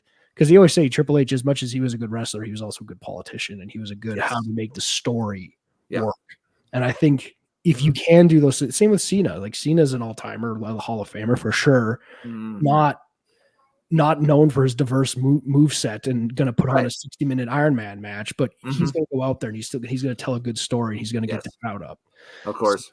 So, that's where I give them their props. That is what it is. Yeah. So for now, we close the book on WWF in 1997, and we make the realization that the magical pay-per-view selection arrow for the next show rotates around and around and lands on, well, yours truly. And I've put a lot of thought into this. Oh, Lord.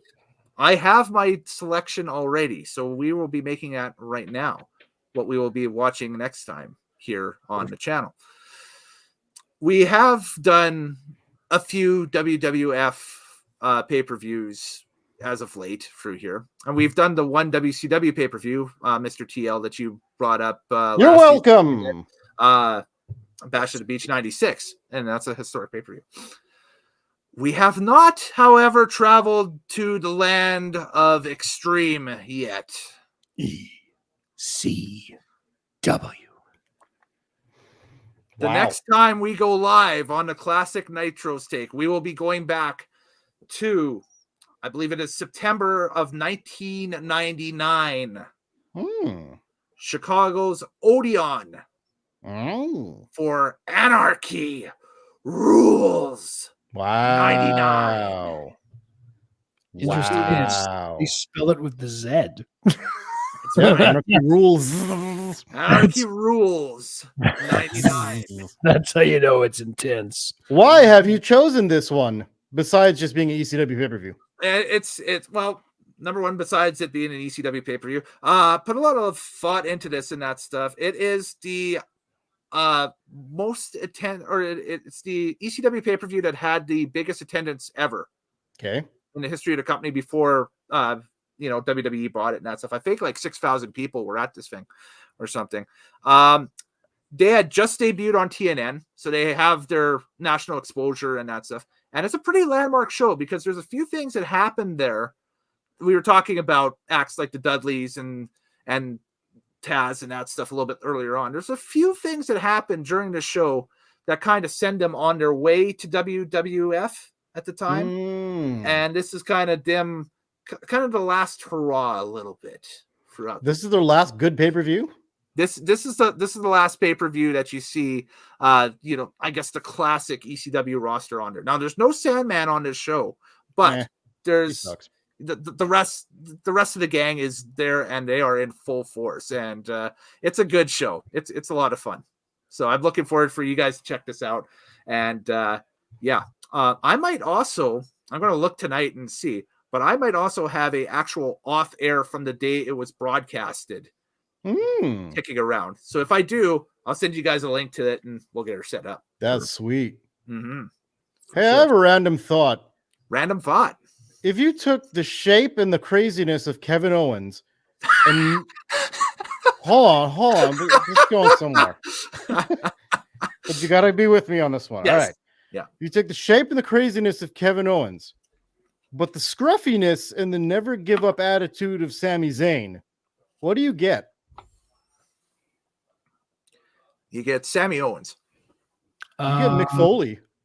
Oh, okay. Isn't that weird? Yeah. Together they are Mick Foley with Putin. Oh, for God's sakes. French Canadian Mick Foley. Or another way of thinking of it is Sami Zayn and Kevin Owens is a split of Mick Foley. They're his kids. They have cloned. Yeah, he became their tag team if he split in half.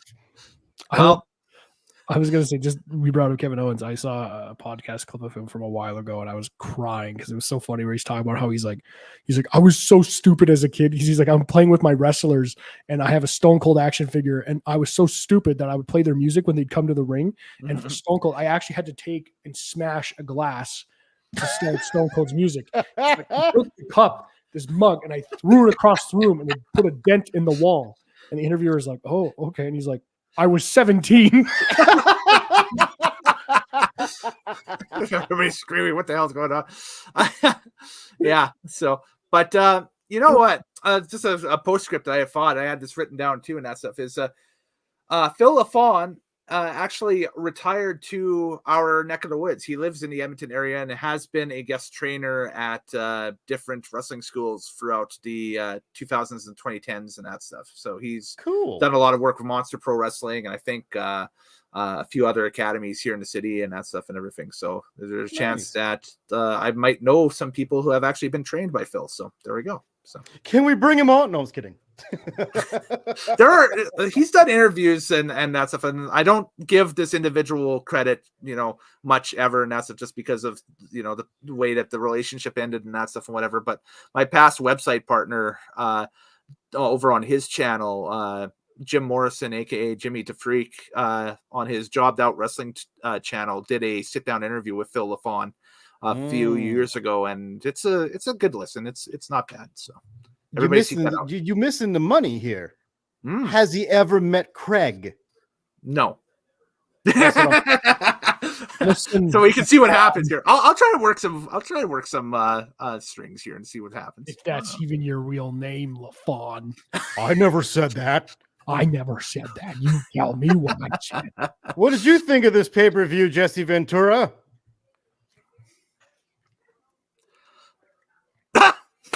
Yes. Well, you tell me what I said, what I think of this pay-per-view, because back in 1997, I was already running 3 different wrestling unions at the time, and Hulk Hogan sold me out. He was the one that broke up the wrestlers union that I was planning against Vince McMahon. So maybe, of course, just in the bottom Ventura, that is not true at all. Yep. That looks more like a bearded Paul Ellering, right? Yeah, he do. He really. you tell me why I was kicked out of the WWF. Hey, actually, we have some wrestling related news with Governor Ventura here now. So if he got signed to be the color commentator for Saturday night's main event again. So No way. So when they do Saturday night's main event, he's supposedly supposed to be the color commentator for this relaunch coming up in December with it. This is gonna be the greatest thing ever. He's going to be doing this, calling a match between like two wrestlers, Just rocking back and forth. Becky Lynch versus Bailey, and he's like, these two ladies are really going at it right now, almost as much as Al Qaeda and the U.S. government were going at it, planning the 9/11 terrorist attacks. You explain Tower 7 to me. I'm a demolitions expert. That's what I did in the SEALs. And you're going to tell me that what I didn't see with my own eyes was a controlled demolition? That's exactly what it was. And they're like, and Becky with the armbar. Graves would be the one that would dig into it and be like, Jesse, can you tell me at what temperature steel melts? Well, let me tell you what happened to the steel beams. Because the actual steel centigrade that they use bring down at around 350 Kelvin. Or you think I was just some stupid Oh my God, person yeah. that doesn't know what Kelvin is. It's the absolute true temperature rating of any thermal expansion done on any work. So you tell me how those beams melted. You're like, that didn't really answer my question, Jesse. Well, I'll tell you what answers the question. Why don't you tell me if you're such a patriot? You're such a patriot. You tell me why. Tell me why. Folks, this is just a small taste of what we got upcoming here this fall. So, yeah, as we discussed earlier in the day, we have also on the channel a recap that myself and Mr. TL did on Bad Blood 2024 that we recorded earlier in the day today. So that is up and live on the channel on the VOD. So you can check that out at your pleasure and leisure. Also coming up, we will on Crown Jewel weekend, which is November 2nd and or 3rd. We'll nail down a day here, towards the end of the month. We're going to do our catch-up show. Where the idea is brought to you by Heinz. That was great. Can we record that and use that as our thing? Give me give the voicer again here, and I will butt out. Okay, here we go. The Catch-Up Show, brought to you by Heinz.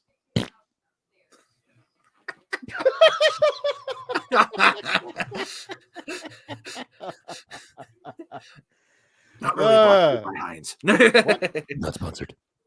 Yeah. Oh, I'm sorry. We've gone down to French's. All right. No name. Oh, we're all the way down to our compliments. Yeah. President's Choice, Best Western. No name. Lord. This episode brought to you by No Name Plum Sauce. When you forgot ketchup and you tried it with your fries and regretted it. No matter how long you shake that bottle, it never comes together. This episode brought to you by Giant Tiger Ranch. Yes. Is that a thing? That sounds horrible. Yeah, don't buy ranch sauce from Giant Tiger. Yikes. That's a lawsuit waiting to happen. Anyways, it's a disappointment, especially at 3 a.m. when you come home after a few beers. Why was Giant Tiger open at never mind. No. You buy it earlier in the day and you put it in anyway, whatever. So Craig, what do you got happening this month? Anything big? Anything cool? Nothing too big. I got another LARP event, October 26th, Dark Ascensions, our season ender called Revelations. It's going to be spooky and dark. And we're doing this at Camp Casota West at Sylvan Lake. Come check us out at Dark Revelation. I would also like to do a shout out that, because it happened today and I think it's important, is Denver Broncos 3-2 because they beat the Las Vegas Raiders. Fuck you, Raiders. You all suck. You suck. Eat it. I'm not going to get into football. My Seahawks screwed up the last field goal that would have tied and choked against the Giants. So and I haven't checked anything because we've been potting all day. Yes. So, Yes. yeah. So I will tell the Undertaker to rest in peace right here too. And so I can't, as a Broncos fan, I can't let the Raiders not have it. yeah, They're so vocal. fair enough. So vocal, and I just like Wow, hi, magic. My question is, what's their fan base? Because that team it's like the A's, where they've moved from city to city to city to city. They've only moved to 3 cities. It's only been 3. Get it right. Hello. Yeah, but it's still not enough time to establish anything. Wherever their scattered island of lost toys fan base is, Yeah, they can stick it up the black hole. yo, This is my promo. oh, yo. But Raider Nation is Oakland, Los Angeles, and now Las Vegas. Mm-hmm. So, you know, they got a few demographics they can pull from.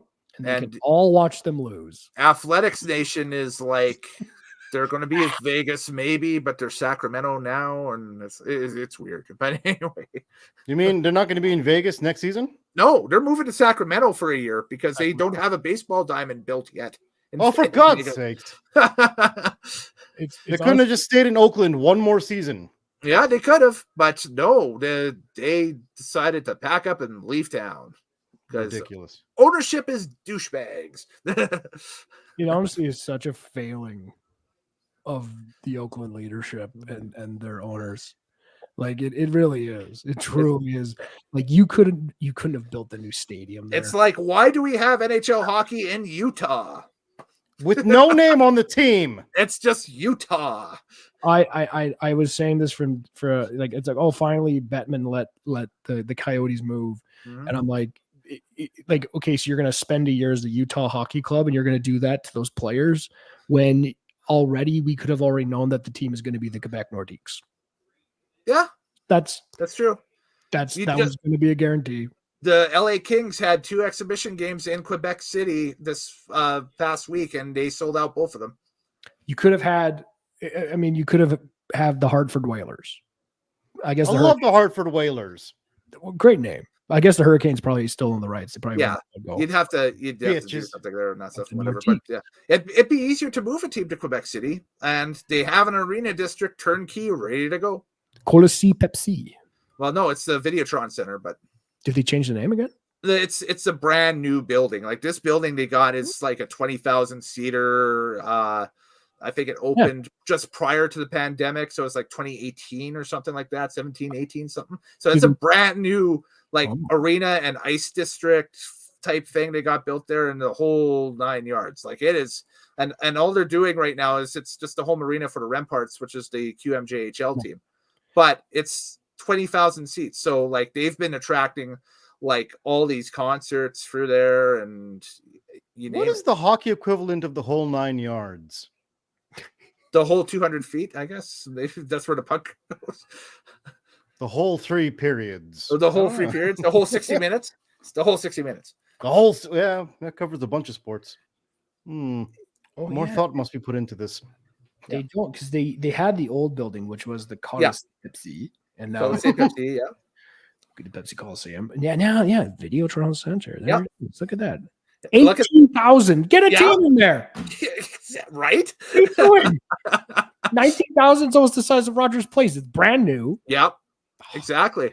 And not every francophone Canadian likes the Habs. Oh, dude. To have another option to cheer for in there would be money, you know. I remember. I know this is a pro wrestling pod, but this is cool discussion. So. I remember 2 guys I worked with were French Canadian, and like I mentioned, you're French Canadian, like must be Habs fans, like spat at me, and they're like, I don't even hate the Leafs, I don't even hate Toronto, I hate Montreal. I was a Quebec fan, and so they all cheer, but when they cheered for Pittsburgh. Yeah. Well, a lot of them did. I don't know. Yeah. But like they'll cheer for whoever's playing the Habs in the first round or whatever, right? A lot of them became Penguins fans because of Mario. Okay, yeah. Mario was still there. Oh, so they like watching that Sidney Crosby and that Tanguy Malkin. There's a lot of French Canadians like outside of Montreal that just it's like they don't even just hate the Canadians, they hate the city of Montreal. Like it's like woo, like because it's too English for them. I'm told that it's like, having an I've only been in Montreal maybe for like a day or two in my life. That's about it. But I'm told from people that spend time there and that stuff that it's like having an American city in the middle of the French speaking Quebec. So it's weird. Yeah, there's my sister-in-law's from Montreal. She grew up in northern part of Montreal, and Montreal can even like they can really hammer home the French thing a little bit more than like going to Quebec City. It's a little bit more like tourist friendly, or they English friendly. But it is like you go outside of Montreal and like some of the Quebecers and like in like Trois Rivières and Chicoutimi and like all these places, they're just like Montreal, tabernacle, man. Just like no time for Montreal. Yeah. But yeah, like bring like that rivalry sometimes, like some of those games in the 80s, like Canadians, Nordiques. Like there was that Easter Sunday game, I think it was in '84, where they combined for almost 200 minutes in penalties or something like that. It was all brawls. That's all it was. And even Montreal hated Quebec more than even the Leafs after a while. Even the Bruins, they were like Quebec was their. I don't know. It's printing money for me at this point. I think so. Yeah. Hey, so before we go here, can I finish on a wrestling story? Yes, go for it. Because this leads into the Kevin Owens thing that you brought up. So one time my parents had their friends over and they're having a dinner thing upstairs. And my oldest brother's in his room and he's got the blue wrestling ring, the 90s one, but he's got the 90s kind of action figures. So like the not Galoob, that was WCW. I'm talking the Hasbro ones with the opposable arms and stuff like that. No. It was the Hasbro ring. Okay. Oh, with the Jack Pacific wrestlers, the bendy ones. Yeah. Yeah, exactly. Yeah. Okay. And so parents' friend just kind of goes through the rooms, just saying bye to everybody. But he looks into the room and he sees my brother there and he's got his back to him. He's crisscrossed on the floor and he's got the action figures. Now, unlike Kevin Owens, there was no radio. So he used to sing the songs for the wrestlers going to the ring. And so he's going like, money, money, down. Doing a ring announce. So cool. And he's announcing because he's also the announcer. It's Stone Cold. The ringmaster's going after DiBiase. My brother was 15.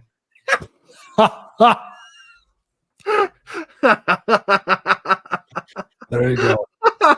And that's the story. I can't follow that one up other than the time that, when they released Full Metal, the album, that was such a revolution for us who had action figures at the time and that stuff and everything, because like everybody's theme was on that. So we would just buy but the problem is I bought the cassette version, not the CD version. So I'd have to fast forward to the beginning of the song, play them out, and then rewind and cue and that stuff and whatever. So like whatever I was doing, play with them or something like that, I'd be like, and we'll be right back as Shawn Michaels is in the ring and we await the Hitman Bret Hart tonight on Raw, stuff like that. So yeah. And the funny part about that too is like it's like that gets like people are like, oh, look at that. Then about 5 minutes later after queuing, it's like, we're back on Monday Night Raw. He's 15 and enjoying himself playing with his action figures, and then the guy's like, oh, well, I'm a hockey fan. I go to the games and I yell at grown men to shoot the puck like an adult. I'm so much more mature. Yeah, I get that, but you have to just see the visual of a 15-year-old crisscross playing with his ring and singing the theme song. The wrestler wasn't doing like Billy Gunn. I'm an ass man. Funny enough, we did have that figure. Yeah. It came as a pack of the New Age Outlaws. So he'd do the whole spiel. Oh, you didn't know? Your ass better call somebody. Yeah. Now wait a Dallas Cowboys minute. Oh no, here comes a Ninja Turtle. He's here. Yes. The Teenage Mutant Ninja Turtle. I used to mix and match whatever was the same height. Yes. Do what you could. Yeah. I had I had all the big the big names and that stuff. And then I also had from years earlier, I had Hogan, Macho King, Ultimate Warrior, and I had a Sting figure. So I was like, one of the first people. That's how I found out about WCW. I was like, man, there's a whole other wrestling company. Like, that's wild. That's funny you mentioned that. Yeah. So I had the same experience. I had all these Hasbros. Yeah. And then all of a sudden there was like a Ric Flair that it didn't move, but it was the same height as the Hasbros. Yeah, same height. Yeah. Yeah, it was a Ric Flair. I'm like, what the hell is WCW? And it came playing cards of or trading cards. Yeah.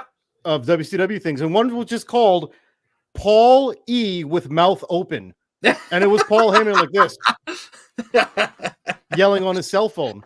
Well, I'm like, what the hell is this? We're gonna next time around, we're going into ECW territory, boys, with Anarchy Rules 99, and we'll sit down and analyze the hell out of it. By the way, we're going into Paul E territory for sure. So and last thing for me before we close this thing down, because you mentioned it just the other day, I found one of my old Hasbros. Oh, I know exactly where mine are. They're just downstairs here. So I got them stashed away. Ours got put into a vault somewhere. Like we toys, kids. Yeah. There was four. Which one did you find? Roddy Piper. Nice. And the arm still does the uppercut thing. the motion. The spring still works. Well, like I said, boys, I'm down for a 2K24 night. Like, definitely. Because I have the game for the PS5 and that stuff and whatever. We can do the general manager thing. Like, that'd be pretty fun. One of us takes NXT. I mean, hell, I'll be NXT. I don't care. Yeah, you be NXT. You guys could fight it out between Raw and SmackDown. I go SmackDown. Sorry. And I'm on Monday Night Raw. Why are you Vince McMahon? Because I'm going to be Vince McMahon. Why can't you be Jesse Ventura running Raw? Well, he can be. That's the thing. Is you can go into community creations and that stuff, and they got creative wrestlers for everything. And all it asks is, who do you want to run? Who on the roster do you want to run your brand? It's your general manager. So he could take a created Jesse Ventura and have him run Monday Night Raw if he wanted to. That's awesome.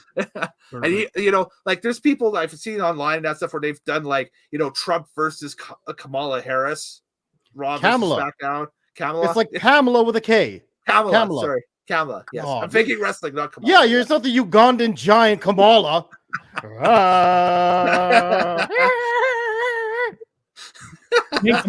Remember Kamala? Yeah. Whatever I just did is going to get recorded, isn't it? Yep. So right. We'll leave this on this spot here because we're crossing into ECW territory for next one. Yeah. Kamala had a ECW run in late '99.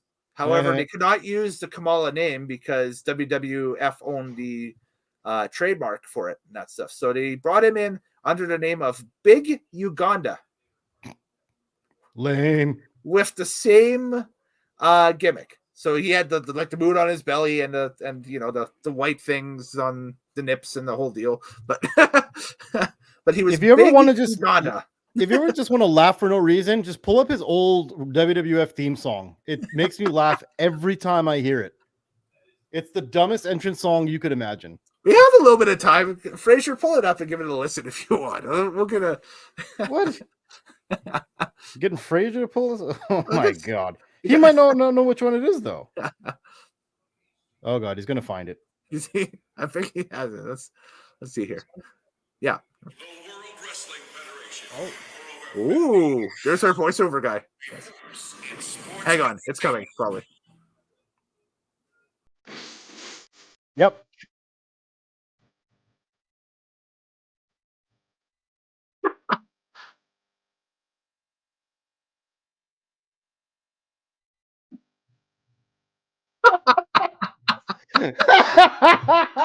They do a little dance to that too. Do the beat. I just expect the guy from Live and Let Die to come out. Oh, Baron Samedi. Very nice. Baron Samedi. Sit on the train. I was like, what? Well, folks, we'll see you next time here on the channel. If you want to follow us, please give us a follow. We got a lot of great stuff happening coming up here. tinyurl.com/NitroManiac TV for all the info. You can go to my Linktree, linktree.com/Kellen Nitro for anything Wrestling Unlimited related, anything Drag Files related, and some other good stuff from the past and present is on that Linktree as well. And follow Craig there. Follow Mr. TL there. Follow me And there. take us out, Alex Jones. To making the frogs gay. I have no money. The cat and the dogs. I'm pissed off. Excuse me. Alex Jones, what's your thoughts on ECW not being able to use the Kamala ring name because WWF was threatening legal action over that if they decided to use that? This is simply an attack on freedom of speech. Big Uganda. Ugandans, I love you. I'm sorry. I love Uganda. I've been there many times. I dated a woman from Uganda. Are you just hanging out? Is that where Bohemian Grove is, Mr. That's where I learned. That's where I learned how to make poison darts from Ugandan locals. And I.